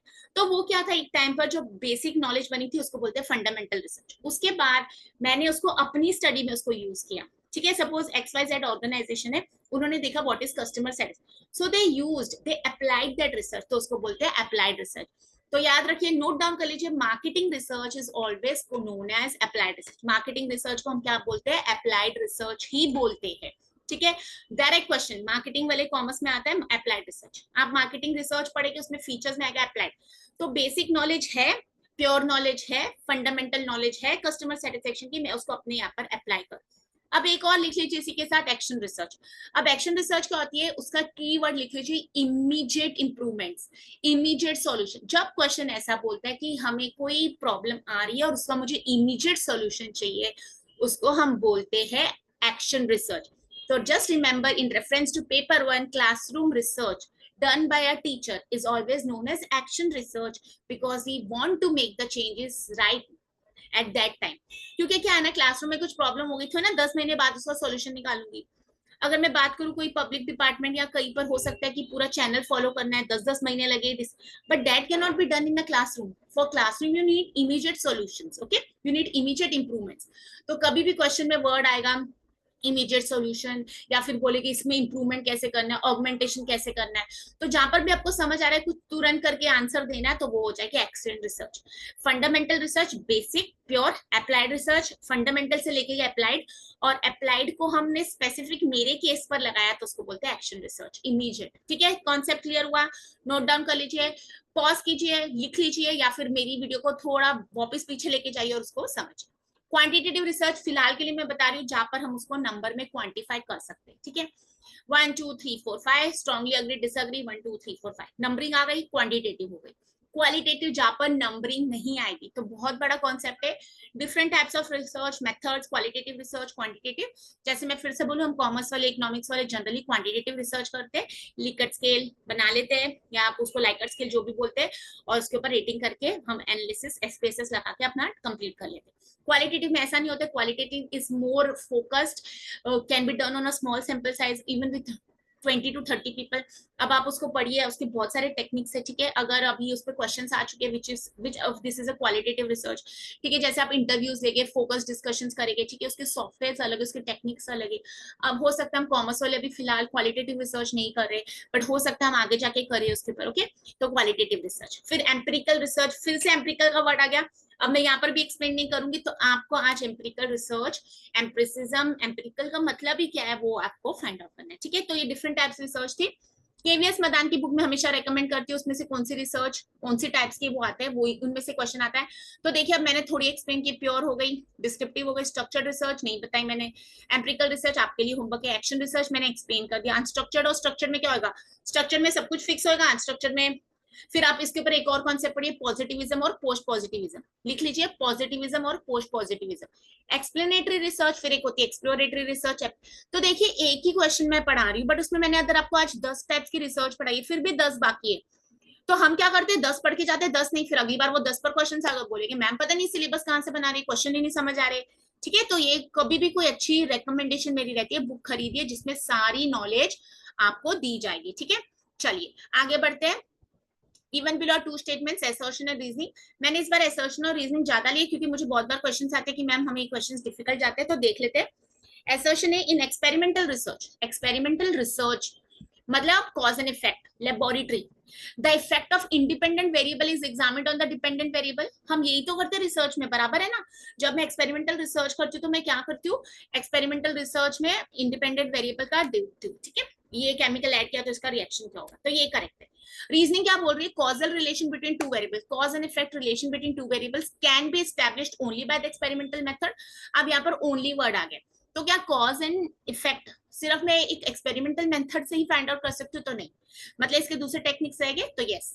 ठीक है, अब कॉज एंड इफेक्ट, कभी कभी तो मैं बोलूँ कॉज एंड इफेक्ट तो मैं कॉमन सेंस से भी बता सकती हूँ ना, बट यहाँ पर हम प्रॉपर सिस्टमेटिक बोल रहे हैं, तो मुझे लगता है रीजनिंग आर इज क्या पूछा उन्होंने, causal relation between two variables can be established only by, तो आर ट्रू है कि नहीं, अब आप एक बार रीड कीजिए और फिर देखिए उन्होंने ऑप्शंस में हमको क्या दिया है, A is false but R is true, A is true but R is false, both A and R true but R is not the correct explanation, and both A and R true but R. अब देखिए अगर क्या ए और are मुझे दोनों true लग रहे हैं तो क्या उनमें रिलेशनशिप है, या एक फॉल्स एक ट्रू है, या फिर क्या दोनों ट्रू है बट उनकी रिलेशनशिप नहीं है बीच में कुछ भी। तो यहाँ पर देख लेते हैं, यहाँ पर दोनों स्टेटमेंट्स करेक्ट है। पहले वाला तो मैंने आपको पता है, दूसरे में भी मैंने बोला causal relation between can be established only by the experimental method, तो कैन बी ओनली एक्सपेरिमेंट। एक मिनट इसको रीड कर लेते हैं, शायद मैंने रीडिंग में कुछ गड़बड़ की, एक बार पढ़ लेती हूँ। Reasoning R causal relation between two variables, तो कह रहे कॉजल रिलेशनशिप है जो टू वेरिएबल्स में can be established only by experiment method, तो this is true, both a and r are true but r is not the correct explanation of it। ठीक है, दोनों स्टेटमेंट्स करेक्ट है but वो उसकी करेक्ट एक्सप्लेनेशन नहीं है। तो देखिए कभी भी हम रीड करते हैं ना, हमसे गलती हो जाती है, बट उसको आइडेंटिफाई करो, क्योंकि यहाँ पर है ना, फिर देखिए ऑप्शंस हम जब देखते हैं ना तो a is false, अब मुझे यहाँ था a is true, तो ये हो सकता है, तो ये r is false हो सकता है क्या, ये जानना जरूर। तो causal relation between two variables can be established only by the experimental method, तो यहाँ पर ये हमारा क्या है, हमारे पास ये करेक्ट है। और बट ये दोनों की एक्सप्लेनेशन क्या बोल रहे हैं, इज नॉट द करेक्ट, क्योंकि यहाँ पर एक्सपेरिमेंटल रिसर्च में इंडिपेंडेंट और डिपेंडेंट वेरिएबल की बात करें, और यहाँ पर तो वो क्या बता रहे हैं कि कॉजल रिलेशन कैसे एस्टैब्लिश करना है। ठीक है, समझ आया क्यों ये दोनों के बीच में रिलेशन नहीं है। जब भी आपको ऐसे डाउट हो ना, उनमें बीच में बिकॉज वर्ड ऐसे जोड़ के देखिए, क्या असर्शन और रीजनिंग यहाँ पर एंड हो रहा है ना, ये असर्शन तो बीच में उसमें बिकॉज लगा के देखिए तो करेक्ट आंसर है कि नहीं। कंफ्यूज नहीं होइए, कभी कभी हम भी कंफ्यूज हो जाते हैं, और टेंशन लेने की जरूरत नहीं है। एग्जाम में हमको याद रखना है, पैनिक नहीं होना है और अपनी मोटिवेशन साथ में लेके जानी हमेशा। ठीक है, तो देखिए आज मेरे साथ आप इतनी देर बने रहे हैं, आपने कितना अगर उसका फायदा लिया या कितना नुकसान हुआ आपका, ये आपको जानना जरूरी है। अगर मैं कुछ पढ़ा रही हूँ आप उसका बेनिफिट ले सकते हो, तो ये तो यूट्यूब चैनल तो आपको फ्री में मिल रहा है, तो आप मेरे चैनल से जुड़े रहिए, लाइक कीजिए, शेयर कीजिए, सब्सक्राइब कीजिए। और यहाँ पर देखिए कि अभी मैंने एक क्वेश्चन पूछा है, लेवल्स ऑफ मेजरमेंट प्रॉपर्टीज, इसके ऊपर मैंने पूरी वीडियो बनाई है, अगर आपने नहीं देखी है तो मेरी रिसर्च गाइडेंस की प्लेलिस्ट देख लीजिए, उसमें मैंने कॉन्सेप्ट को बहुत अच्छे से एक्सप्लेन किया। ठीक है, अब हम बढ़ते हैं आगे। अच्छा, आपको ये चाहिए, स्क्रीनशॉट ले लीजिए, होमवर्क है ये आपके लिए क्वेश्चन।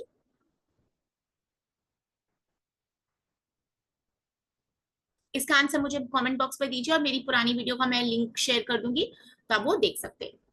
यस, देख लीजिए, इसको सॉल्व कर सकते हैं तो तुरंत कितना टाइम लगता है वो भी देखना चाहिए। Time management for competitive exam is very important. मेरे साथ बने रहिए, तो मैं जितना पढ़ा रही हूँ उसी टाइम उसको फिनिश करने की कोशिश कीजिए। चलिए आगे। ओके, चलो मैंने लिखा common sense, in which of the following steps of research the scope for creativity and imagination is utmost. कहते हैं सारे स्टेप्स में देखिए रिसर्च क्रिएटिविटी होती है, बट फिर से क्वेश्चन की ब्यूटी समझिए, उन्होंने बोला है हमको आइडेंटिफाई करना है इनमें से कौन सा सबसे ज्यादा क्रिएटिविटी और इमेजिनेशन यूज होती है। ठीक है, मतलब अभी देखो स्टेटमेंट बेस नहीं है, कोडिंग नहीं है, तो एक ही करेक्ट आंसर है। ऑप्शन रीड करें, identify the research problem and defining it, figuring out the related studies and techniques used by other researchers, identify variables and hypothesis, data analysis and presentation of results. ठीक है, तो study कीजिए क्या बोल रहे हैं, scope for create, सबसे ज्यादा इनमें से किसमें मैं सबसे ज्यादा वो कर सकती हूँ, क्रिएटिविटी और इमेजिनेशन कर सकती हूँ। पढ़िए, रिसर्च प्रॉब्लम को हम कितना क्रिएटिव बनाएंगे, figuring out the related studies and techniques, वो तो बिल्कुल भी नहीं कर सकते, रिव्यू ऑफ लिटरेचर तो ऑलरेडी एक्सिस्टेंट में है, तो मैं उसमें क्या कर लूंगी, आइडेंटिफाई वेरिएबल्स एंड हाइपोथेसिस कर सकती हूँ, डेटा एनालिसिस एंड प्रेजेंटेशन उसमें हम कितनी क्रिएटिव, तो यहाँ पर करेक्ट आंसर सी है। मैं जितना रिव्यू ऑफ लिटरेचर पढ़ूंगी, मेरी वो कला है, मेरी काबिलियत है कि मैं उसमें आइडेंटिफाई करूँ वेरिएबल्स और उन चीजों को प्रूव करने की हाइपोथेसिस कोशिश करूँ जो अभी तक नहीं किए। बार बार एक ही चीज को रिपीट करने, जैसे मुझे पता भी लिपस्टिक्स तो फीमेल्स ही खरीदती है, तो मैं उसके ऊपर क्या रिसर्च कंडक्ट करूं, या फिर मुझे पता है समर में आइसक्रीम खाते हैं तो क्या रिसर्च कंडक्ट करूं। तो आइडेंटिफाई वेरिएबल्स एक क्रिएटिव होगा, और उनको कैसे हाइपोथेसिस बनाए। You should not keep on proving things which have already been proven by so many people. Okay, तो यहाँ पर करेक्ट आंसर होना चाहिए सी। ओके, अब ये हम थर्ड मॉड्यूल है जो हमारा, ये हम डिस्कस करेंगे हमारे नेक्स्ट सेशन में। मैंने आपके लिए सीरीज बना दी, अभी वैकेशन में थोड़ा सा आप पढ़ सकते हो, तो नेक्स्ट वीडियो में मैं आपके साथ मिलती हूँ। मुझे पता है 1 घंटे की 2 घंटे की वीडियोस देखना बहुत डिफिकल्ट लगता है, बट अगर आप मेरे साथ बने रहेंगे तो आपकी प्रिपरेशन तो जरूर स्ट्रांग हो जाएगी और आप मेरे साथ कनेक्ट कर सकते हैं। तो फिलहाल मैं अभी के लिए स्टॉप करती हूँ, आज काफी मुझे नेटवर्क इश्यूज थे, तो प्लीज वीडियो को छोड़ के मत बीच में जाइए, और अगर आपको मेरी वीडियो पसंद आ रही है तो मेरे चैनल को लाइक शेयर और सब्सक्राइब जरूर करिए। फ्री है, और इससे क्या हो जाएगा, मेरा भी आपसे कनेक्ट हो जाएगा और मुझे भी पता लग जाएगा कि कितने लोग अगर क्वालिफाई हो रहे हैं। और अगर आप मेरी गाइडेंस से क्वालिफाई होकर आइए तो प्लीज मुझे जरूर मैसेज कीजिए। मैं आप सबको हमेशा प्रे करती हूँ कि आप क्वालिफाई हो और मुझसे बने रहिए। फिर मिलते हैं हम नेक्स्ट सेशन में आगे के सिलेबस के साथ। Okay, all the best. Diary जरूर रखिए अपने साथ, थोड़े दिन बाकी है, मैं ऑलमोस्ट रिवीजन करा रही हूँ। आज मैंने भले आपको सिर्फ 15 क्वेश्चंस कराए हो, बट देखिए हमने उसमें कितने कॉन्सेप्ट्स क्लियर कीजिए। ठीक है, all the best. So stay tune to my channel, फिर मिलते हैं नेक्स्ट सेशन में।